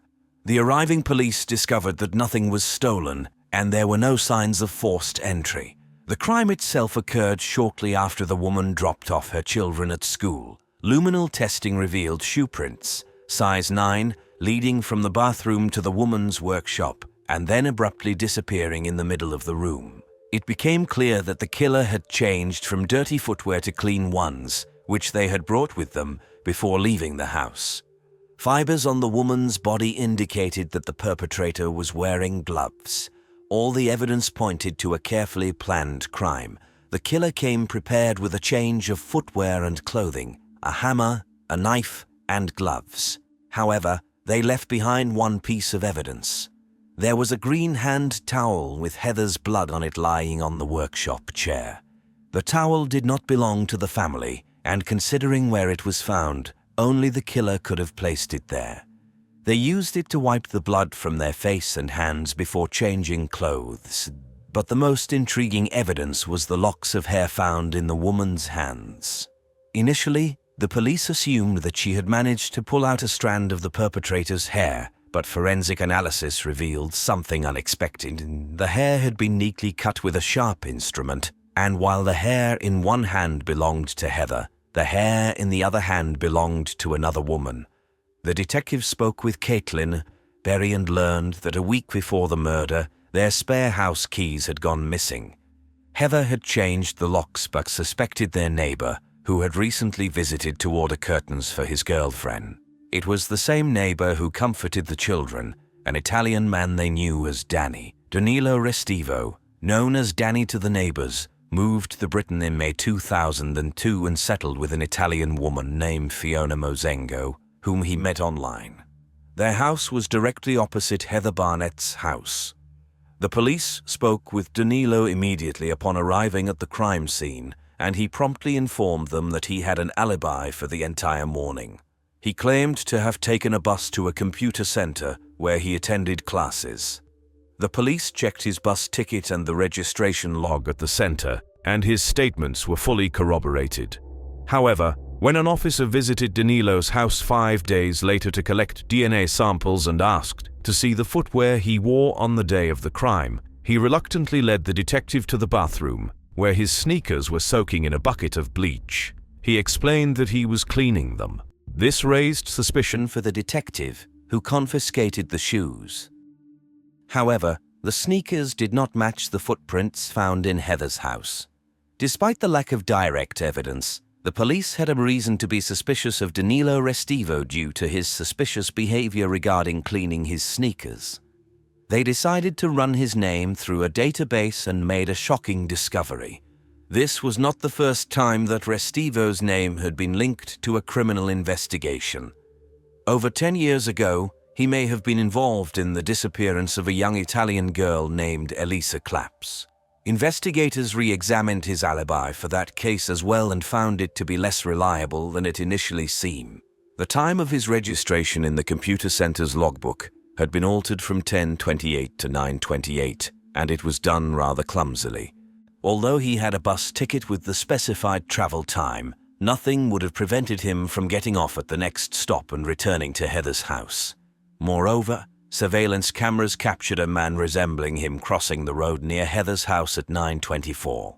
Unfortunately, the video quality was poor and did not allow for a precise identification of the man. Nevertheless, for the second time in his life, Danilo became the prime suspect in a case, but once again, all the evidence against him was circumstantial. The detectives contacted the police in Potenza, where they were informed about Danilo's rare fetish of cutting locks of hair from unknown girls. This information only strengthened the investigators' belief in his involvement in the crime. In April 2004, the police began surveillance on Danilo Restivo and quickly learned about another suspicious habit of the suspect. Restivo liked to visit a remote park in Throop near Bournemouth, where he would hide behind bushes and observe girls who were jogging or walking their dogs. On May 12th, despite the almost summery weather, he was in the park wearing 2 sets of clothing, including waterproof pants, gloves, sunglasses, and a hooded sweatshirt that covered his face. His behavior was so suspicious that the police were afraid they wouldn't be able to prevent another murder. To avoid revealing the surveillance, several officers in uniform approached the suspect, pretending to investigate car thefts in the park, and asked to inspect his belongings. The police found what they called Restivo's murder kit, including a ski mask, scissors, gloves, wet wipes, garbage bags, and a large knife. Restivo remained calm and claimed he had found the knife in the grass and took it to prevent children from getting hurt.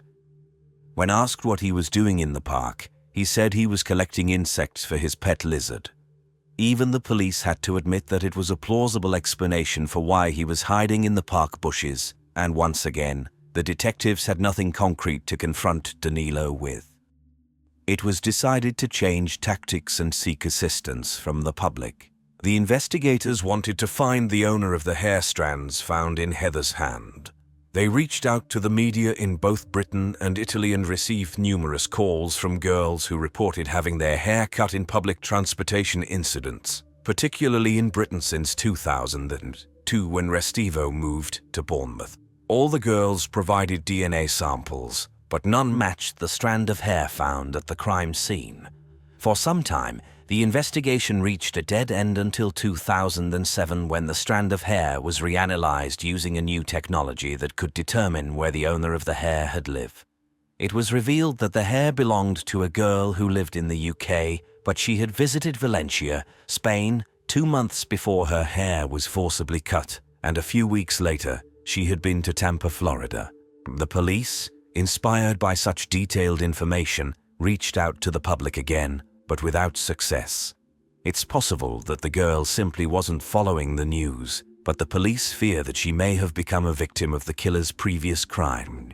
Despite this initial setback, science eventually played a role in the case.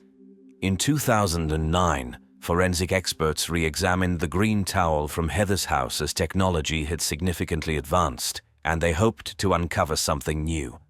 This time, the experts were able to separate Heather's blood from the sweat and skin particles of another person.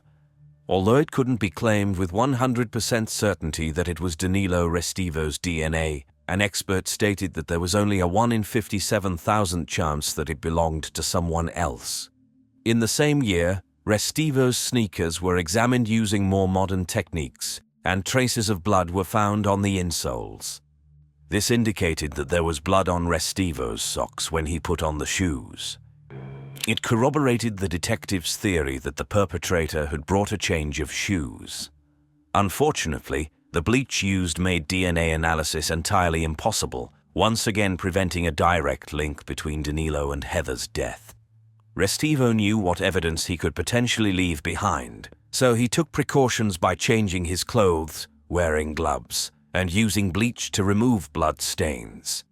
He was aware of the things that could connect him to the crime scene and did everything to hinder that. He was prepared, had a plan, and acted accordingly. Fortunately, the police will be able to accuse Restivo of Heather's murder, but not before a horrifying discovery is made in Italy. On March 17, 2010, something unexpected happened. In Potenza, workers were repairing the local church where Elisa had disappeared years ago.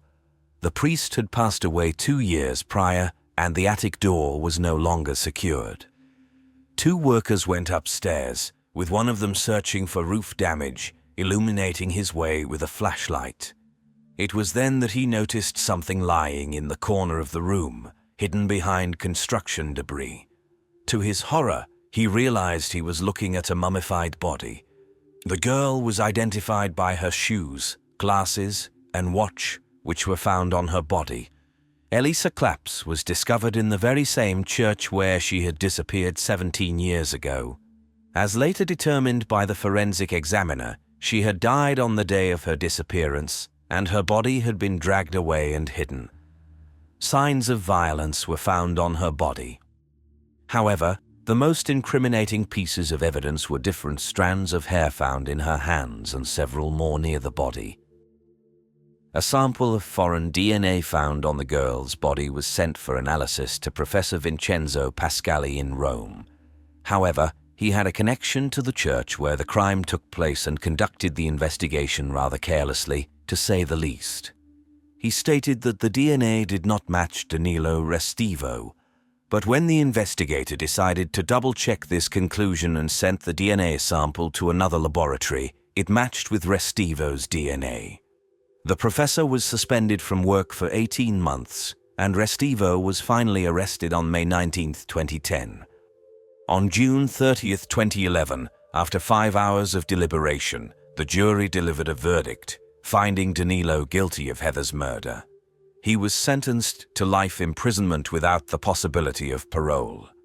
However, on November 21, 2012, he won an appeal, and the court changed the punishment for Heather's murder, sentencing him to a minimum of 40 years in prison. On November 11, 2011, in absentia, Restivo was sentenced to 30 years in prison for the murder of Elisa Claps.